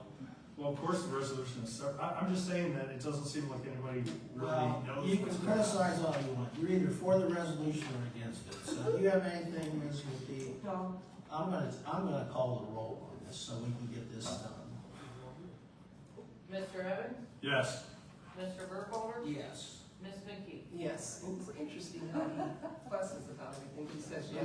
Another Well, yeah, it is part of due diligence motion, and knowing what you're voting. another motion passed, thank goodness. Yeah, but you didn't even know. Well, Mr. Evans, I'm not gonna engage in your frivolous attacks. It's It's just not worth it. State security, is there a motion to approve the panel replacement proposal? And if it makes you feel better, we'll throw in the access control quote as well. Yes, yes, yes, absolutely. And there's a second by Ms. McKee, and I'll be happy to explain. The one is for $2,467, and that has to do with the panel replacement, the security, and the other one has to do with the key code. Yes. So in our conversations with state security, because we're going from a security operations system, and we had talked about this, and we've had problems with the key code entry because of the antiquated software. And when I talked to Mr. Hoover with state security, he also had problems as far as the monitoring, because we'd be switching monitoring from SOS over to state security. So I requested quotes on both. This is part of the update. This is moving to one vendor. This is updating the key code equipment and the software, which we had a problem with because we always had to go to an old standalone computer. Yes. And this is the kind of, if you want a facilities update, this is the update. These are the improvements we're making along with Alpha Link, our IT company, to make improvements that are long overdue for this building. And there's many more that we need to do. But this is the start, so I'll be happy to answer any questions. No, I just like to, I proposed this years ago.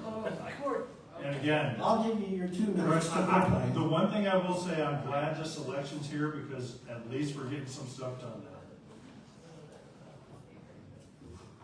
I've got this stuff to back it up. Well, okay, I'm gonna make a statement that I was gonna keep. But, you know, you can criticize me all the time for not getting anything done. But I'll tell you, under the leadership of trustee McKee, we brought in $2.6 million for Pike Street. And I've been here 21 months. She did that? I've been here by working with the TID, and the board is, and the 1.8 million that has come in has been approved by this board. And I, as the president, have Who's worked, off topic now? and I with those people have, well, you're bringing up the past. So to say nothing's getting done is a falsehood. And A lot's been getting done. and Lozier at TID said that he was tired of being the representative when McKee was the representative. Lozier did everything. So I'll make a roll call, please, on these 2 enhancements. Mr. Evans? Yes, about time. Mr. Burkholder? Yes. Ms. McKee? Yes, Thank you. thank you. I'll make a motion to purchase a 3,500 Chevrolet pickup from Caldwell Chevrolet not to exceed $70,000. The actual quote is, well, I'll get into discussion. Is there a second? I'll second. Okay. I'll let the fiscal officer decide who got that second. There it goes. The actual discounted, the bid assist, which is the state discount, is $3,400. The dealer incentive is $1,500, so the total is $65,885. Mr. Copley, I would like you to please come forward so that my colleagues have questions. I know we've talked about this extensively about updating the township equipment, so Mr. Copley and I visited the dealer. Of course, the state bid, and I'll open it up to the trustees if you have any questions for Mr. Copley, why we came up with this proposal. No, I've been talking to Mr. Copley for years about this, about the delays in getting equipment. We still need the dump truck. I mean, he might. I've seen quote after quote after quote after quote, and it just sits on a desk. So I'm glad we're finally moving, but again, only because of the election, trying to shove some stuff through, is anything being done. This should have been taken care of long ago, just like that roof repair, just like everything else that a road crew has asked for. I mean, what are we gonna do about the dump truck? Again, that's been asked for years before you, Mr. Burkholder. Ms. McKee and Mr. Johnson were ignoring it. When is that gonna be addressed? Well, I'm not gonna criticize the past, and are you gonna? My question is, when Are is you, that gonna are be you gonna addressed? praise us for bringing it forward? Are you happy now? To- Mr. Copley, you got anything, why don't you give a quick review, of what this product is? It could be quick. It's a diesel, it's a 3500. It's a 3500 single back wheel pickup truck. It's a four-wheel drive, crew cab. Nice. But, you know, the quote for just the truck is $65,885. And, for a snowplow and the strobe lights to get it completely, you know, outfitted, complete, is $78,990. Because of the snowplow and the lights and stuff, $13,105. So are we including that, or are we No, gonna we're address that separately? we're gonna bring that forward. This is gonna take anywhere from 3 to 4 months to get it in, and of course, they have to get it, because it'll be a red truck. And so we are gonna add the snowplow to us, which not only gives us greater capability, but also redundancy. And, I know Mr. Copley's looking at getting some quotes on the, dump truck as well, and so. Yeah, but my concern is, again, the delay. We're talking 4 months. Yes. February. When do we get most of the snow? It's these kinds of delays that actually hurt. This is my time. I'm glad we're finally moving something forward, Good. but it shouldn't be this difficult to support our employees. Well, all I can say, Mr. Evans, is I didn't see you bring a quote forward. You could have done it, but you didn't. Mr. Copley has given you quote after quote after quote, and it's been sitting on your desk. And then you ask for another quote, and you get another quote, and it just sits on your desk. We had that, well, you can criticize, but I'll call the roll on it. But that's true. We'll get it done. I'm glad. Roll call, please. Mr. Evans? Yes. Mr. Burkholder? Yes. Ms. McKee? Yes. Thank you. Thank you, Mr. Copeland. Thank you. I'll make a motion to approve resolution 2025-068 to get a prosecutor opinion on the Civic Plus contract. Is there a second? Questions or discussion? Yeah, why are we looking to lock us into a 2-year, $34,000+ contract for a website design that is highly staff intensive to do properly now? We're not. We're getting an opinion on that contract, first of all. It'll still have to come back to the board No, of trustees. but because you want it, you don't propose things unless you want it. I'm asking you why, now, again, it's like, just trying to, that locks us in for 2 years, an extreme amount. What staff is gonna work with them on that? Pardon? You keep saying we don't have staff, we don't have, so we can't do this, that, but now you wanna do a website? You wanted to do a website before, and we're still not addressing public records, there's a whole host of things that are being ignored, and you wanna look at a website. Well, Mr. Evans, you talk about transparency, and we haven't decided on this, first of all. Secondly, it takes months to implement. Third, you've talked about Facebook. That can be incorporated into this. The current meeting software is not AI equipped, and it's very clunky in my opinion, and staff has mentioned that also. You know, you can't say that we asked you to update the facilities here, and said, go ahead, do it. Bring us proposals on updating the facilities, and you haven't done it. I'm calling bull because I tried on the bathrooms, and then you interfered with the vendor, and then, so. False please. accusations. No, that This is didn't merely to get a happen. legal opinion on that contract. The other thing is translation. We have a lot of different non-English speaking people moving into our township. And I think you talk about communication.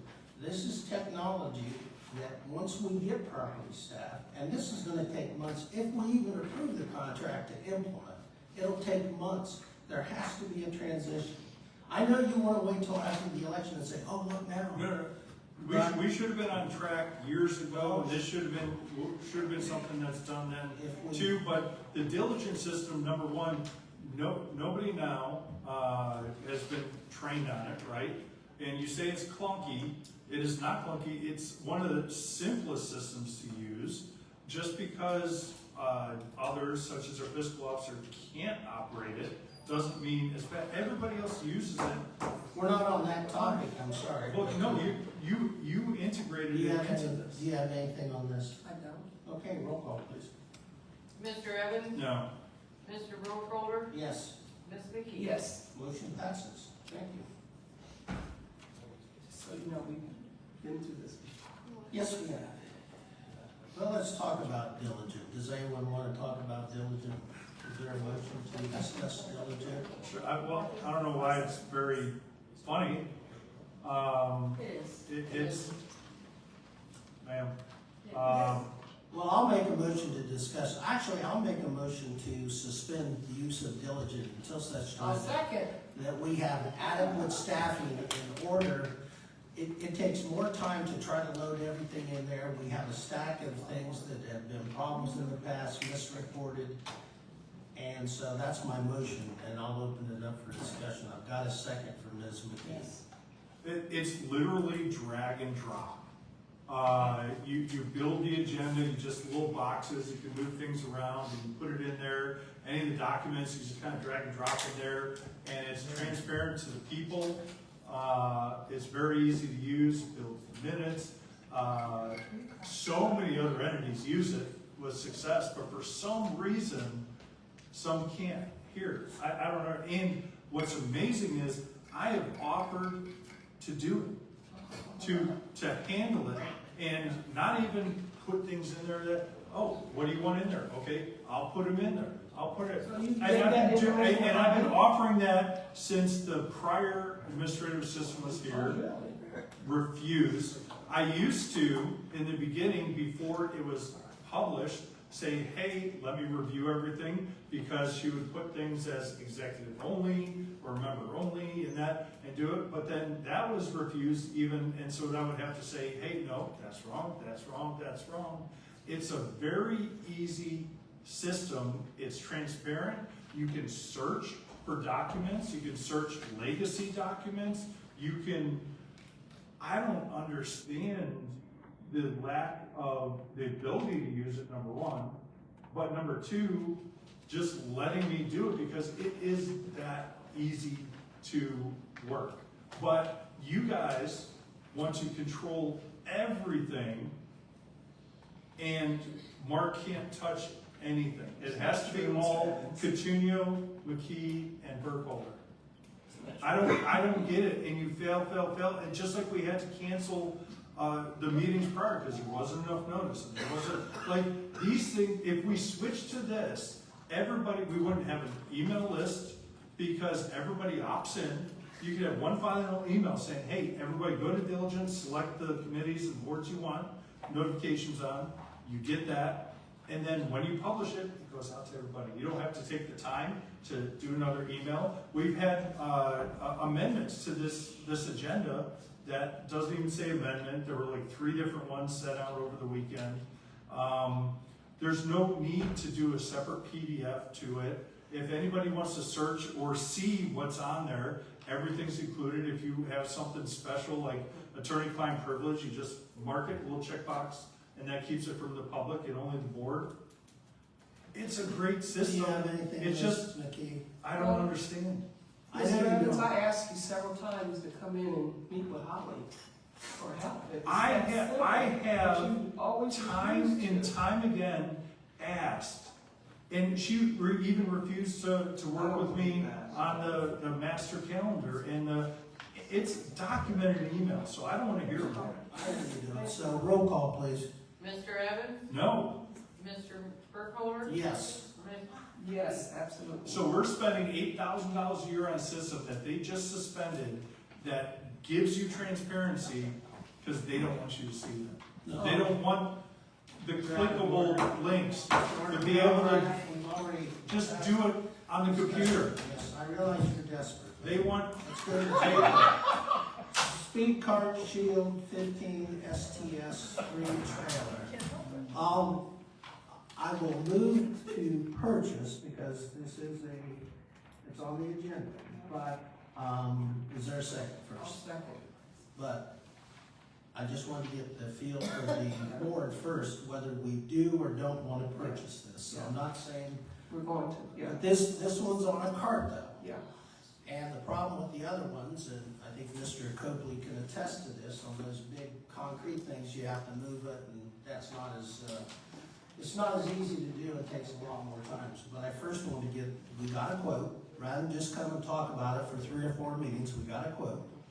And want to see how you feel about purchasing that, and will that be effective in trying to show some of the speeds and the speeding problem that we have in numerous roadways here in the township. Well, So, I think it's wise for us to purchase this. This is for our safety, for our community. Columbia Road being one of the roads that a lot of speeders are on. I know we at one time had a speed trap there, or speed pole there. I think it went bad and you had to move it elsewhere, had to repair. It took a while for it to be repaired, which that wasn't doing us any good. So I'm all about slowing the traffic down, protecting our community, and I think it's a good purchase. I think it makes sense. I think we should try to purchase it, and that way you can put it on, hitch it on the back of the truck and move it from place to place as we see need fit. Mr. Evans? why wasn't that done in the beginning? I pushed for the speed trailers to get those to move. And why aren't we getting the trailers to retrofit the ones we have to make it easier? Why are we getting one with the whole system? We have 2 others. Do we need the whole system again, or can you just get the 2 trailers with the kits and that's mounted to it? I think that's a great question. And so I would be for, I don't know if we have a need for a 3rd one, but at least get the other 2 a trailer. But my concern is, and I've seen, Violet Township has the camera thing that they did in our neighborhood, had the report, 56% of the vehicles had enforceable violations, that all that stuff, that doesn't do anything to improve safety if you're not going to have targeted traffic enforcement that I've tried to push through for 4 years now. Why aren't we, with our additional deputies or working with the county sheriff, working on targeted roaming traffic enforcement for that safety? There was just in another neighborhood outside the area of individuals struck on roads that did not have sidewalks and that they used the road for that, and serious injuries there. It's going to happen, but just documenting it, we're not using the data, we're not enforcing it. I don't, what's the point? Mr. Copley, can those other cameras be retrofitted to a, do we know? Yeah, I can move them to a trailer, yeah. They can be. Yes. Mr. Copley, do you think we have a need for 3 of those around the township, or would 2 satisfy it? I think 2 would be fine. I mean, Yeah. you can move them around. That's a good thing. So can we modify this or approve up to an amount based on the trailer cost here and that, or 2? Well, I'd say if we just, let's not make a decision tonight, but let's get the quote on 2, but I agree with you, Mr. Evans, that unless there's enforcement, I mean, I talked to some people the other day and said those things don't do anything. You're not taking a picture, you're not gonna be able to issue a violation. They hopefully slow people down. As you indicated, there's data. But I have to remind you, Mr. Evans, we asked you to contact the sheriff regarding targeted, and you made the comment, targeted enforcement, and you made the comment, oh, they won't talk to me. Ms. McKee previously, before her board presence, told them that that she is the only one. We talked about this when you were running too. This is a contradiction, But this- because you no, have sent them letters But requesting that people be trespassed Yeah. in this hall, and you said they won't talk to you, but yet you send them letters asking questions, which you won't ask about targeted enforcement. I have, and it's gotta be a board. I've asked this board time and time again, and you both have refused to discuss it or voted it down. And same with Jeff Johnson. It's I for 4 want years. to table this. 4 years, and Mr. that Johnson, we- yes. That No, I'm we, just saying that you're digging your own grave, go ahead and dig. I move the table and that we request an updated quote to retrofit the two that we already have. Second, and roll call please. Mr. Evans? Yes. Mr. Burkholder? Ms. McKee? Yes, we'll take it. And why am I the only one thinking of this stuff and doing the due diligence? Brilliant.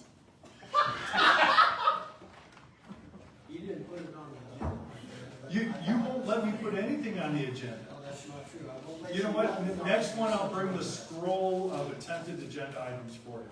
Please. I will. Job postings. What's the pleasure of the board?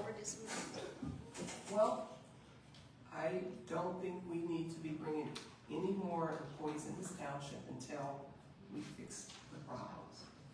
I just don't see that happening. I mean, to me, it wouldn't be a good move for us as a board. It would be a smart move for us as a board. Didn't we Let's just, wait till the first of the year. Did we what? did we just bring somebody in? Absolutely, we needed a person here. Don't we need, And she don't we can need handle people? herself, okay? Don't we need people? And she is here, we need people, you're absolutely right, But- Mr. Evans. But at the time, we're gonna just, not a victim, I think we can just continue the way we are right now. She's doing a great job, by the way, thank you very, very much. And we'll just continue, Do you you know. want I a think board we're- planner? So, I think we should well- wait till the first of the year and make the so decision you're based jumping on to the next one. whoever comes in, that's all. But regarding the job postings, on February 20th, 2024, this board approved posting for zoning administrator planner. Mr. Burkholder, on his own, withheld that for over 300 days and then half-heartedly posted and then just did nothing. No, that's not correct. And, Yeah, yes, it is. And there was no, so you didn't withhold it for 300 plus days? We had applicants. You withheld it for 300 plus days, and again, if you go to check those meeting minutes, they're still incorrect. They don't even contain it. And Mr. Burkholder still hasn't fixed that. That's why we need staff. What did, That's why. what did, Okay, well, Did you fix what it? was our date? this takes too That, long. February 20th, 2024? And did our administrator, Susan Bledsoe, post that and have applicants come in? I'm talking about the meeting minutes. Oh, you mean 336 days after we approved it? This is the problem with this, because even when we had. Do you want to advertise or not? Yes, I said we should have advertised And use, before. and use the North Sea provided job description? We should advertise, and I would like to question, I thought we were gonna get temporary office help, and you didn't want to advertise. Now, we did bring in part-time help that wasn't advertised. I wasn't gonna make a big deal of that, because Yes, you were. we need help, but why wasn't it advertised? Answer the Why question. wouldn't we advertise Answer the question. everything? So Well, put that, I'll give- advertise, so I would move that we advertise for a full-time zoning administrator planner and a full-time administrative assistant, probably could use 2 full-time. Yeah, Full-time zoning administrator planner. yes. Yeah, and we And have what that else? I'm sorry, can you repeat yourself? administrative assistant. And a full-time administrative assistant? Yeah, either 2 or a secretary and an administrative assistant. So you want to bring in new employees under this condition? Yeah, well, we would need desks and At least- workstations like that. At least advertise, so I don't see us any decision until later. But to start filling the pipeline.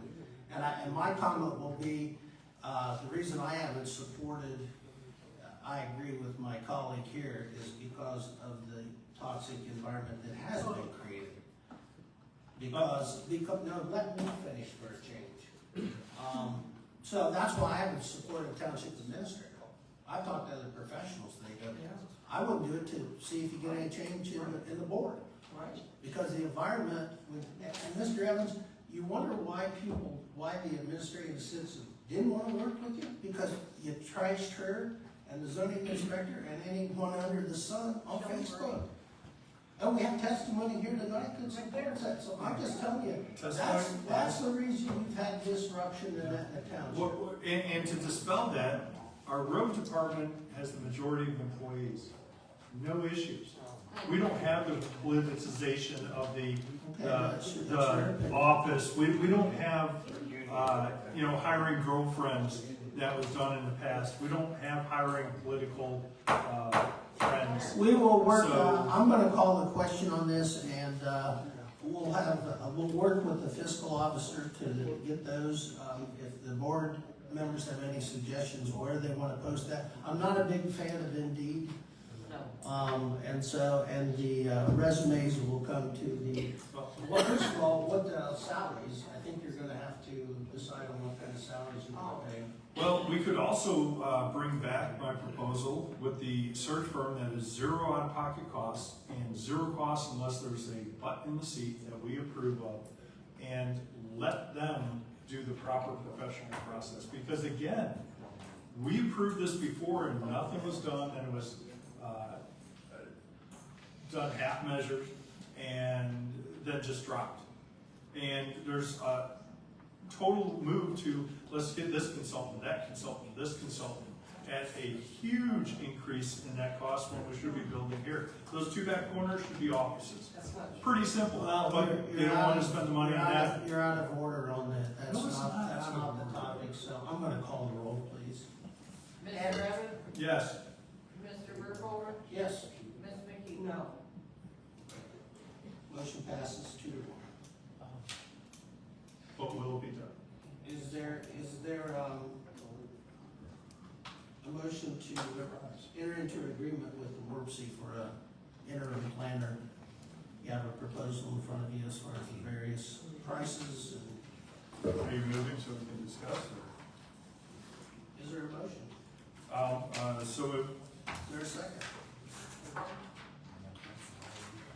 This was updated just recently, so, Like when? discussion? I do have a question there in the contract terms. The other documents I saw, there was a minimum 16 hours with a minimum, it was like 23,000 something. I did the math and Yeah, it came out to $96 an hour, but the rates here I'm seeing is 130, 100. So I don't think that was correct. It may not be this newest revision, and it's subject to review by the board for correctness. We moved quickly on this because we have no one in the zoning department. We're gonna have to use McBride Dale for our TRCs and our plan reviews, How does, not a good situation. should this not be something addressed with the prosecutor or outside counsel? Because aren't some things statutorily requiring the zoning inspector? Yes. People just can't, Right. you can't equate yourself to zoning inspector and Right. sign this and That's sign right. that. So can a consultant do that? And has legal been asked that? Or do they? Well, the fiscal officer ends up, I believe, according to law, ends up. No, the fiscal officer can. Only if. But remember, when we had a temp in here before, matter of fact, I think Mr., was it Freddie Mattel was here? That person that we hired in the office with him did not have any decisions or work with the prosecutor at all.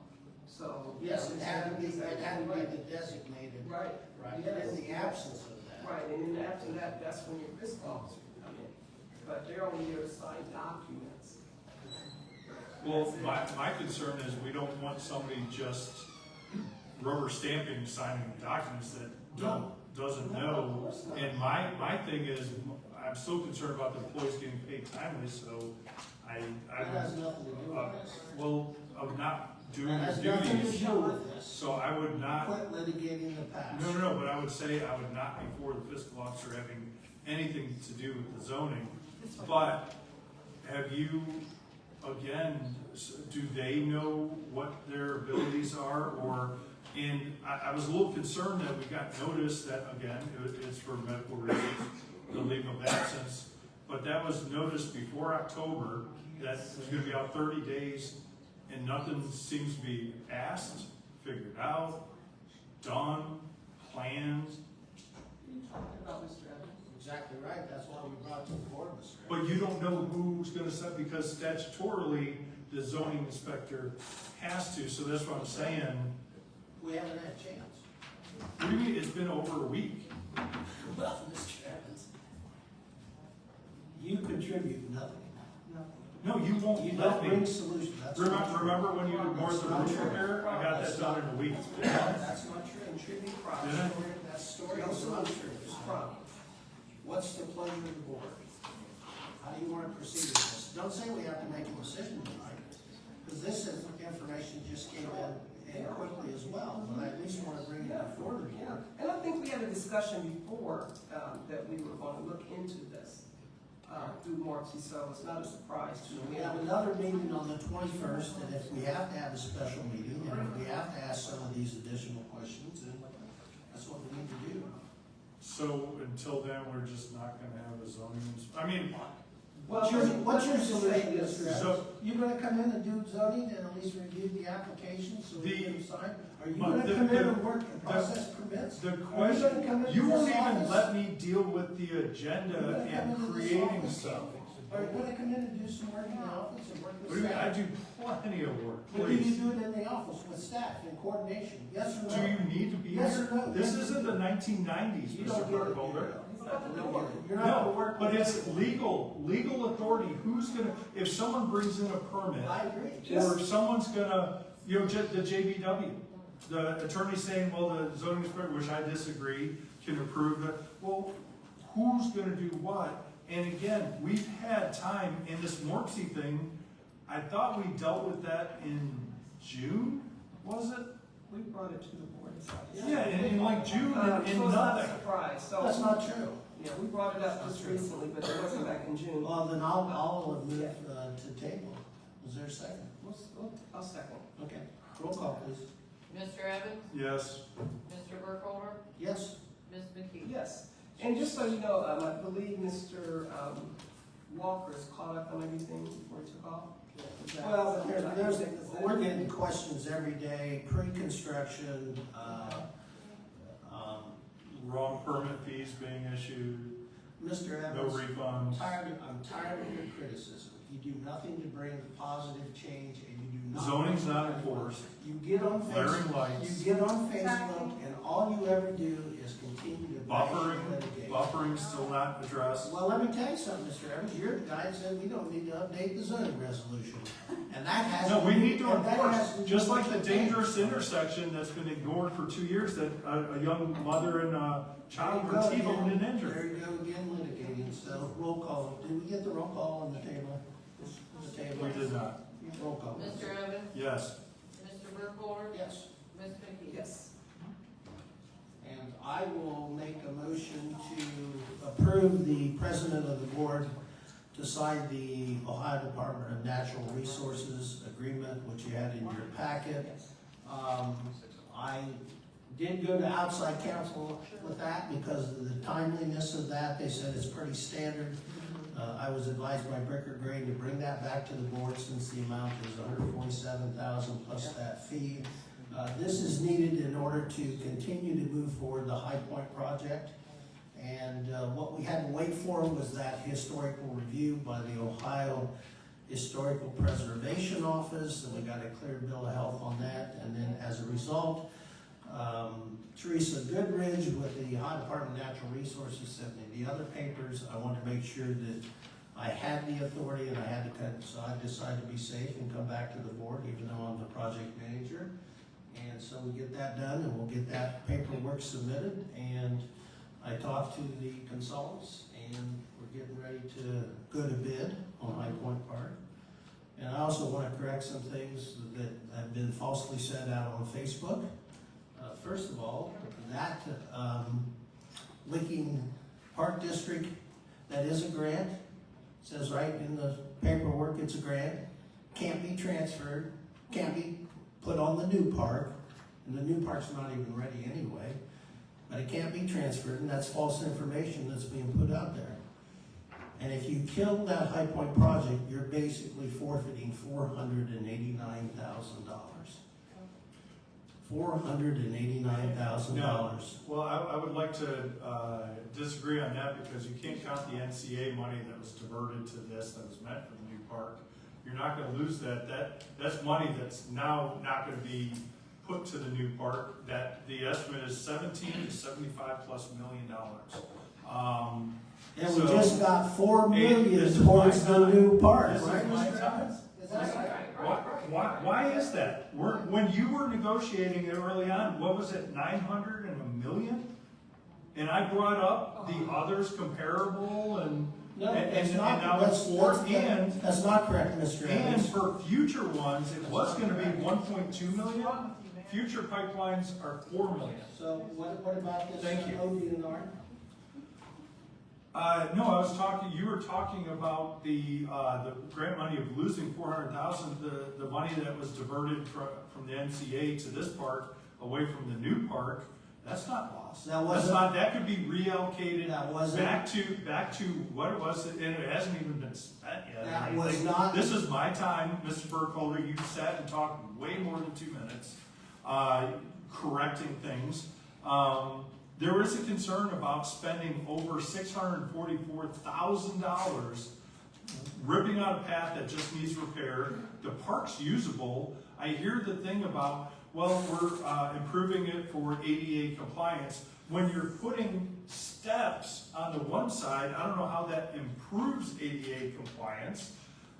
There's no real bathrooms put in. There's no. It's not needed in that, and there is serious concerns about it. And we could dial it back, use the grant money that is there. If we need some matching, but not $644,000. You take a picture of the electrical panel that we actually approved to replace before at I think $2,500, maybe it was.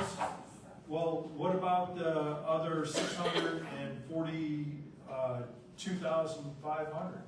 I mean, it's. So you're against the time? Yes, sir. I'm against $644,000 on it. But you voted for all the resolutions You to can get have that money, no, correct? no, no.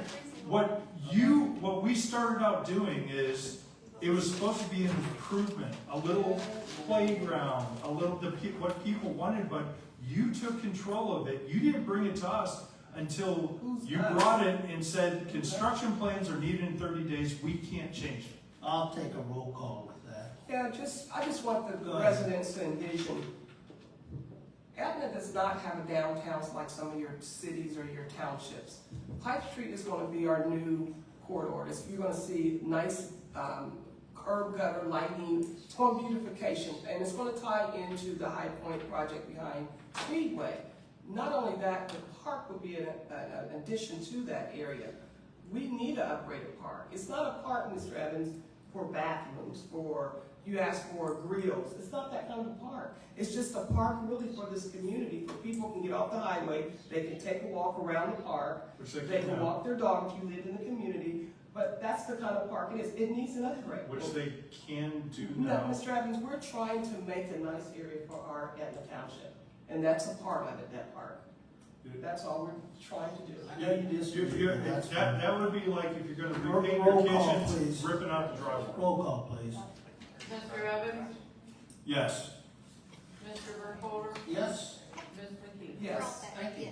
And you skipped the two other items, Halloween. Halloween, I make a motion that we have Halloween the same as Pataskla, Yes, which is October absolutely. 31st. Is there a second? I'll second.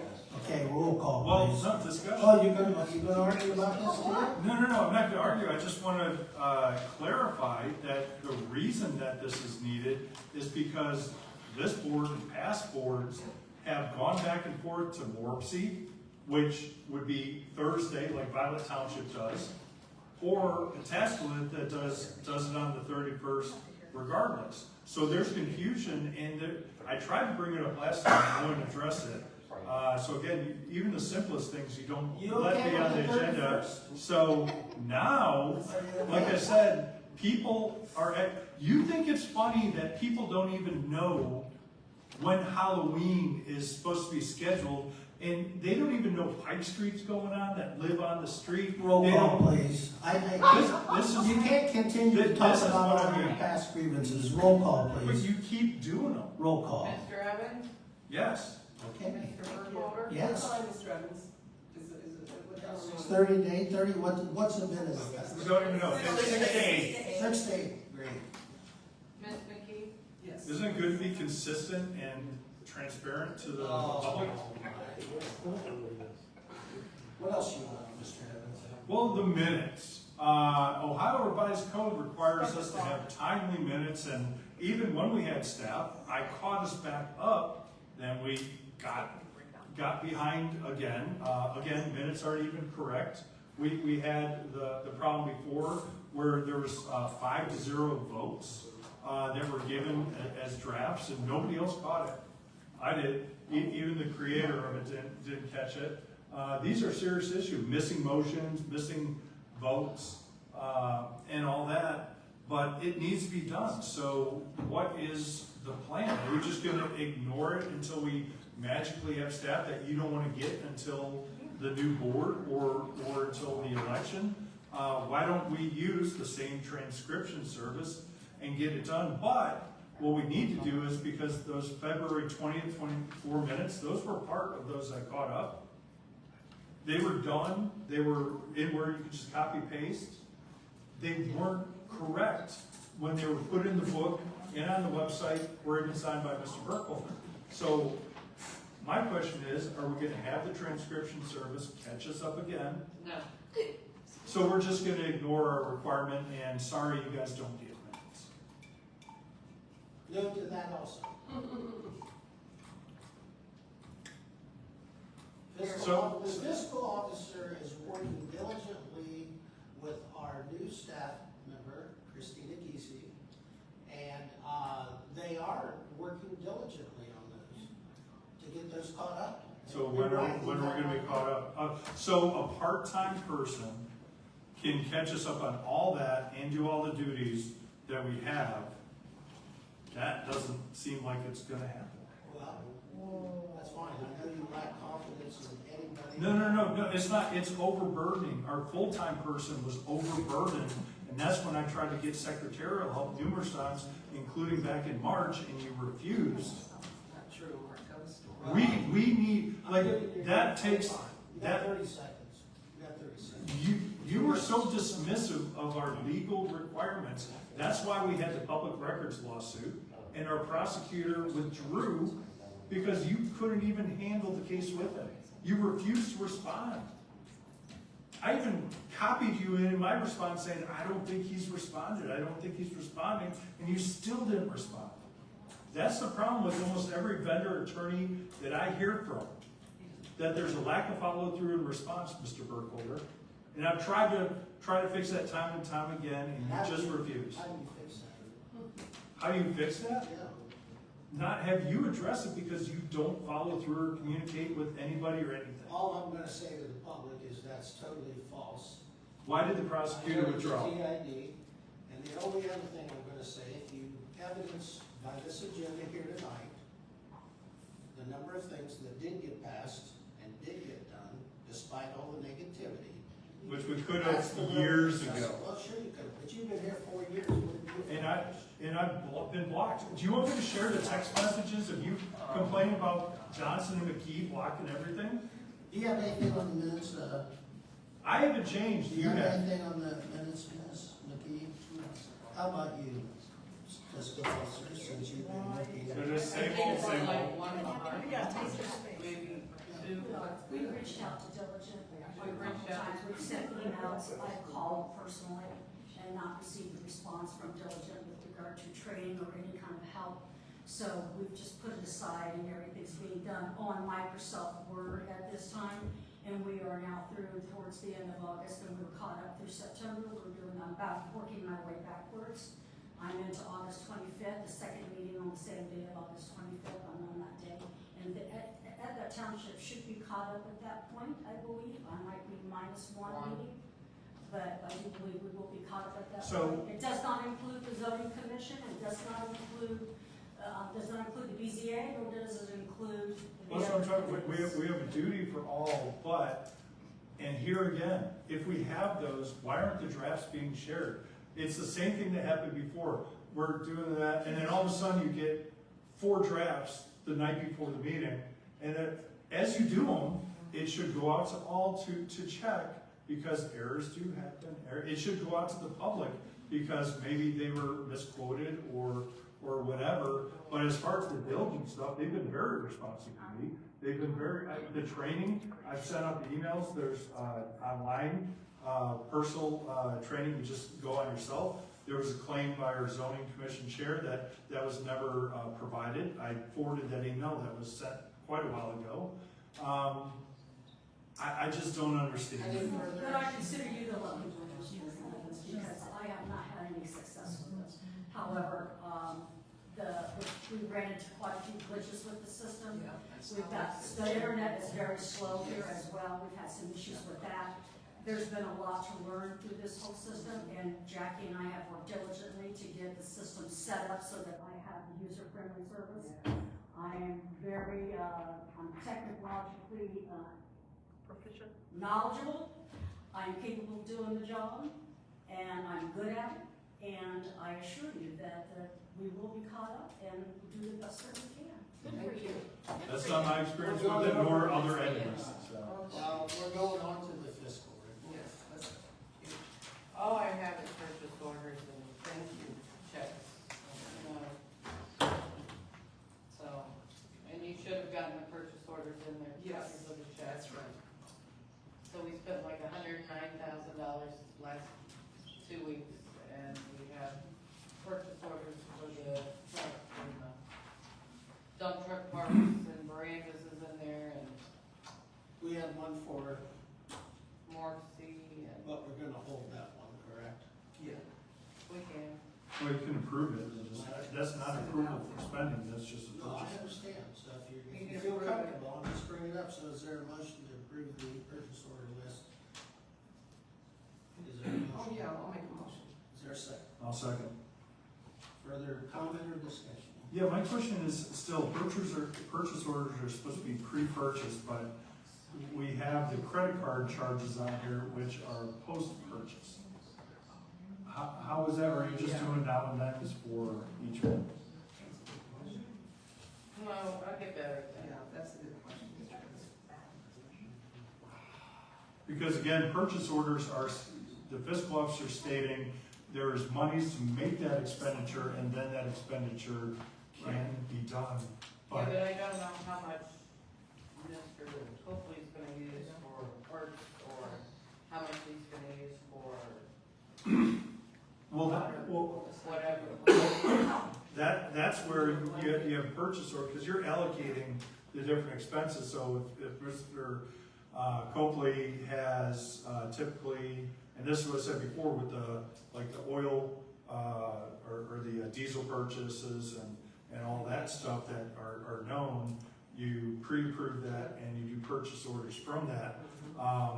So you should have an idea of equipment repair purchases, approve that, and then that's allocated from the credit card.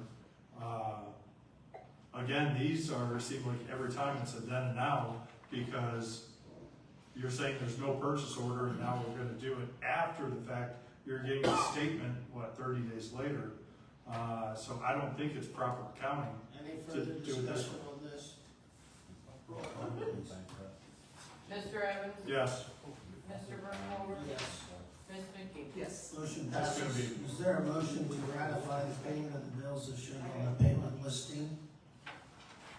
I'm sorry, Mr. McCollum. Just is there a motion to pay the bills? I saw move. Is there a second? Second by Mr. Evans. Let me open this up because it wasn't included in diligence. Hold on. I sent it to you yesterday. Yeah, I know, well, the whole purpose of that system is to. Yes, improve- we know, Mr. Evans, ad nauseum. No, I know, and. We know. But also, do you know who doesn't get to see it? The public. Shouldn't the public have that information? We're more than happy to share any of the information we have. Well, but you're not. The pipeline agreement wasn't even included in the. Are you happy about anything? No, it's called proper administration. No, that's just a euphemism for you to bash on No. people. These things aren't that difficult to do. Yeah, we know this. Maintaining this building and making improvements isn't that hard either. Well, I submitted for the quote-unquote rusty doors and the board didn't move, so You say that. what do you get? I haven't seen it. I don't see I have it. I provided the estimate. When was that? And when you got elected, you said, no, don't do that. You That got the anything on administrator the should paper? do You that. got anything on the paper? Maybe, I think I got a text on that. Well, if you had an administrator, that'd be great. No, but that's what you said. But that's what you said. Whatever, Mr. Evans. What do you got on the payment of the bills? Let's move on. I know you like these meetings to go forward. No, I don't. I've got a sick dog at home that I gotta get to, so please, don't give me that. Yeah, go ahead, please. You So have- before you guys leave tonight, can you sign this easement agreement? Yes. Okay. Yeah, do we have it filled in? Because it has to I be, filled in the 2.5, I put in the 4 million on the resolution, and as long as we sign it tonight, he will send. does it have to be notarized? Okay, so this is a new one, this is a bad one, What do you think? 'cause it has planner on that one, and that one has. This one's a good one, the one.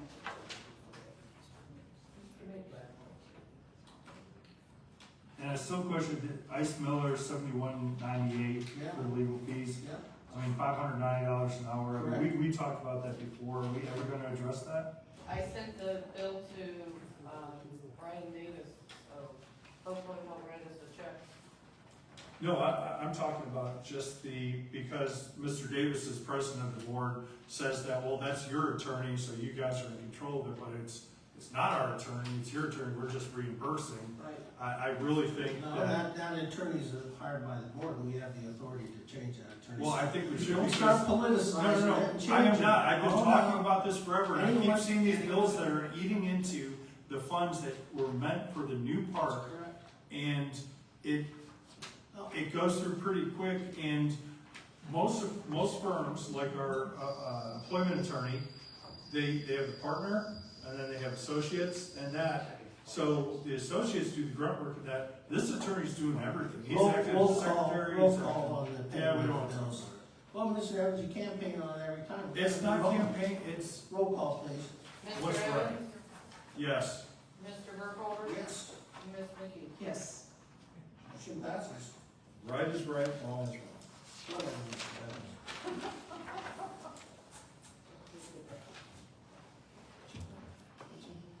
Do you have anything else, fiscal officer? No. Yeah. No, I'm done. Okay. Thank you. Anyone got public comments? 2 minutes, please.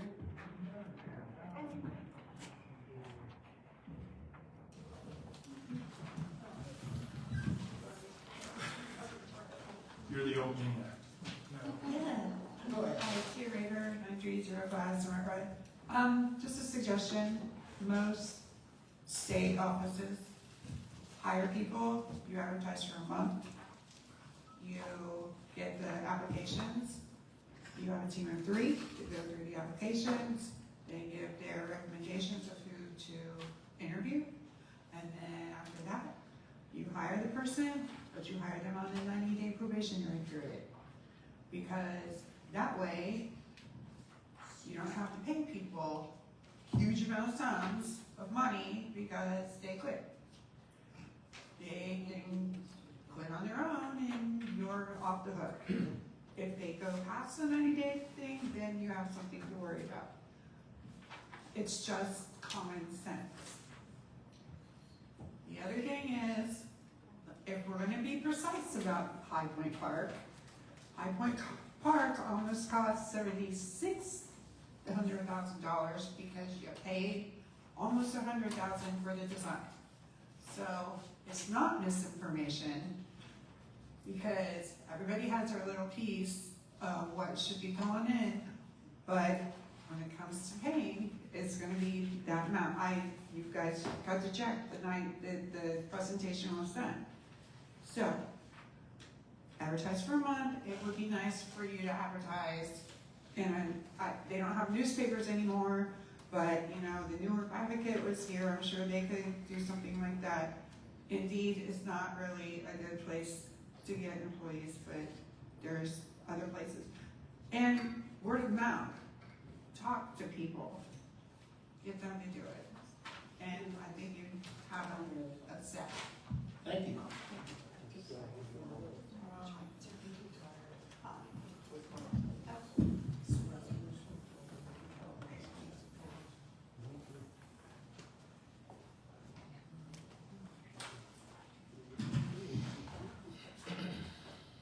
Shelley Marie Epatch, 114 Royalty Drive, and I have also been thinking about this leftover from previous comments. All the discussion, everything going on, we have 2 park projects in various stages of design, and just my experience and things I've heard and just processing in my mind, it seems like the High Point Park project, it's like they've already gotten through like the planner, and they've done the presentation, acquired a bulk of the funding and the plans to fund. It sounds like it's pretty well in process. And that has been, like, all the times that we've come to the township when the weather's nice, somebody's always been there. Yeah. They might not have been throwing a frisbee or playing badminton, but somebody's always been there during, you know, nice weather. It does get used. We used to use it. We used to stop by when we lived further east. We used to stop by. And the new park, it sounds like the potential is absolutely amazing. But as I understand, they haven't gone into the planning stages yet. Something I've been thinking about, and just maybe you could have it on your radar to think, you know, as we go through, the possibility of keeping the High Point project in process and go ahead and fulfilling that. And the other one, it sounds like you could be working on them both, not simultaneously, but one going on and then the other, by the time the first is finished, the other coming up to its stage as well. That way you wouldn't have to choose one or the other. So maybe there's a possibility to look at everything involved in that scenario, and then we could have 2 awesome parks. Yeah, I thought that was worth considering, or at least looking at in the future. So, oh, and I'm looking ahead, just, no, fine, thanks. Next, please. Back there. Ryan Davis, 8807 Watkins Road. I was about an hour late tonight because I went to my 5-year-old's ceremony at the karate class she's taking to move up a belt. And I think I saw less punches thrown there than I did here in the hour I was late. So I just want to say that the NCA and the misnomer, I don't have enough minutes to talk about all the false truths that Mr. Evans is saying, but I will say that if Mr. Evans is saying that the NCA was created solely for the big park, or the money is supposed to go to the big park, I asked him to sit down with our attorney, actually your attorney, and go through the actual contract of the NCA and find that language, because what you're saying is a false statement, sir. That money is for community improvement. You shake your head all you want. That money is for community improvements. And you guys are supposed to work as a team to figure out what those improvements are, and we're supposed to say, yeah, that sounds like a great idea. Mr. Burkholder, with your support, came to our board and asked for improvements. It sounds like a great idea. It's a reimbursement basis. So yes, while we're going to look and see where all the money's spent, we don't just hand a check over and say good luck. Do you want me to reply? Because I've got video. I've been taking these meetings for 6 years, and the creation of NCA, the purpose was to pay for the new park. Now the contract, and that was one of the things even those at the county said, beware, because you can use it for developer sewers, you can use it for developer infrastructure. It's that wide open that it was written that way. Actually, the individual involved with that is the people buying the houses are going to be paying for all the infrastructure there. But the intent, and again, it's on video, was to fund the new park. That was the intent. Now, it wasn't legally written that that's the only thing, but that's the intent. That's like a family vacation saying, hey, we're gonna go to Disney, then all of a sudden, you're going down to Cincinnati.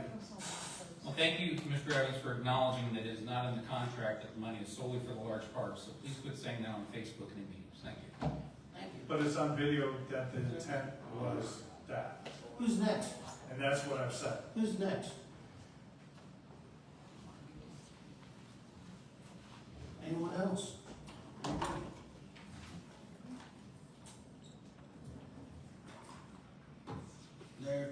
There is no executive session tonight because of what the opinion I got from the attorney.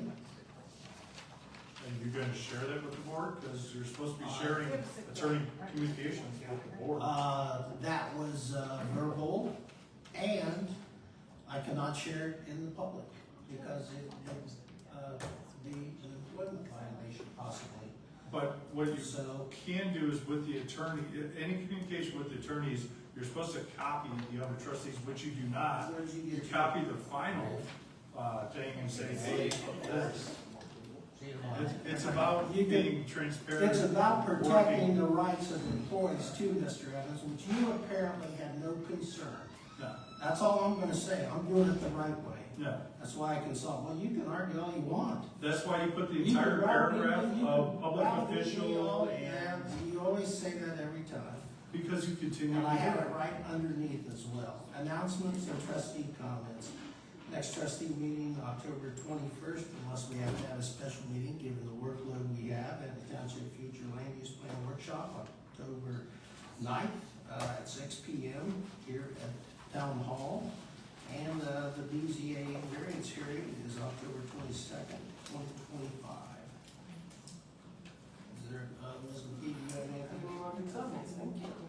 And my comment, a couple things, important, this does involve the township, although it does involve everybody around. The Southwest Licking Schools is putting on a bond information, meeting tomorrow at 6 p.m.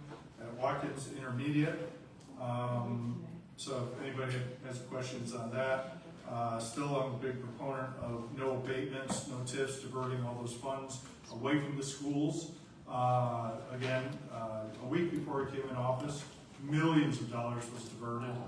And then Monday, 10/13 from 5 to 7:30 is the Battle for Broad Street fundraiser at Nutcracker, so a good event to attend. And get some dinner there too. So as far as anything else, I've contradicted pretty much all the lies up here, shown proof that that was the case. Even I met with Mr. Hanson prior to the meeting, and the first thing out of his mouth was a lie. It's easy to say words, even those running for candidate, and that are contrary to their actions. If people cannot be transparent with the public, talk to those that are against them, how are you going to serve here? Again, I've been transparent. I don't use a township cell phone whatsoever. I give out my personal phone number to everyone.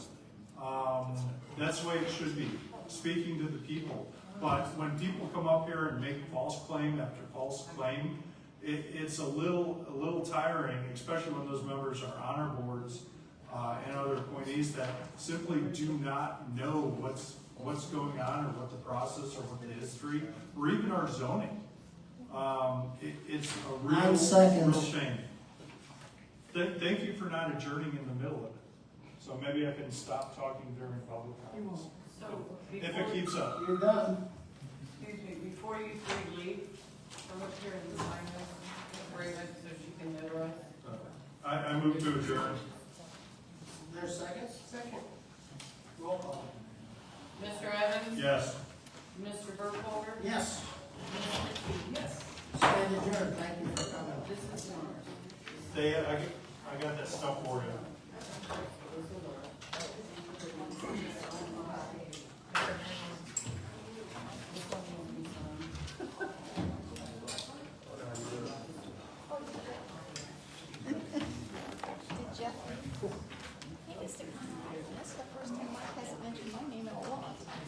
Jeff was here, he was packing Jeff. He's brilliant.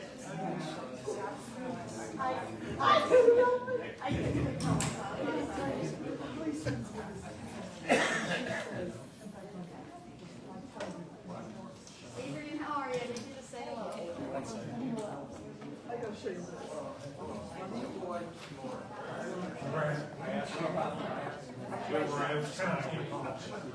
Yes.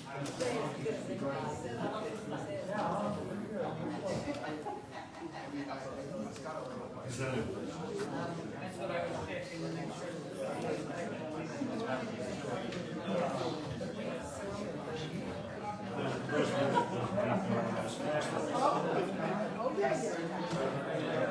Okay, okay. I understand.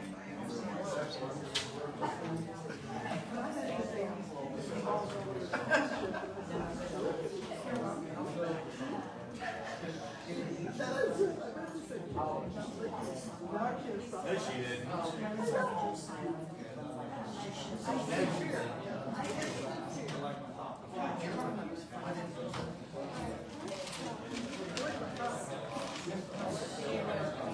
We need to find out what Stacy's last name is. She's not.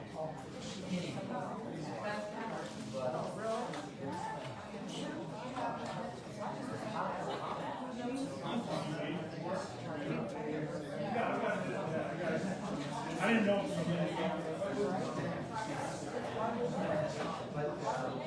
What do you want? Looking for minutes? He's over there.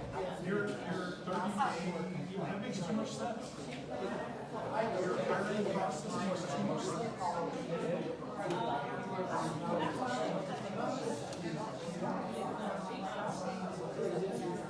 You put it properly advertising. You can't work out. Go through the application, pick the best. You better try. Mr. Burkholder. Shelley Marie, you have a minute? No. So, Can you come sign this for? like I said, I'm trying to get a sheet. So if I can get them to sign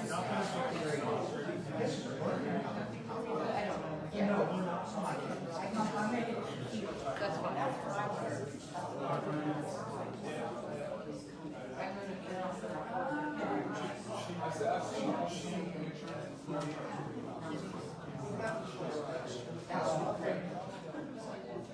I wasn't gonna be, it's like, we can deal with that next year.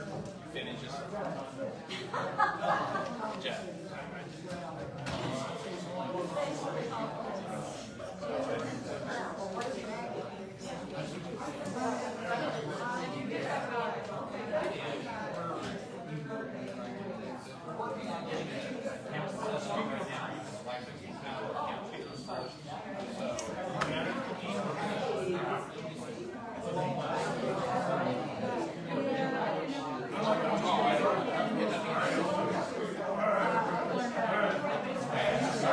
I didn't get it.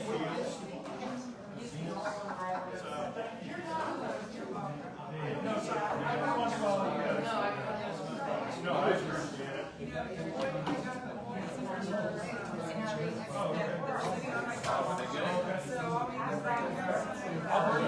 I recorded the live stream with Jackie. Or I saved it to my play thing so I can watch it on the TV. Put your foot up over your head. Like, here we go. It's hard to, I don't know, but there's a, something, whenever we see puddles. I had a trap dog. They actually said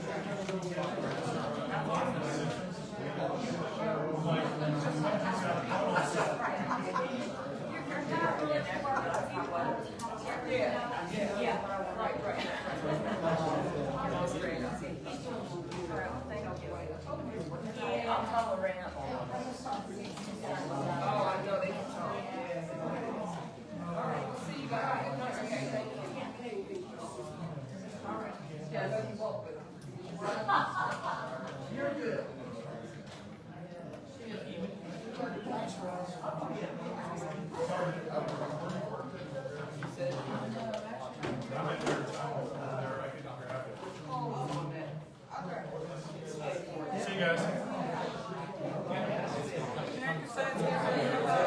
But I need to get back with her, get her to come over for River.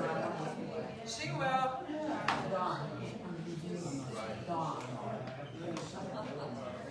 Well, I know, here's the other thing.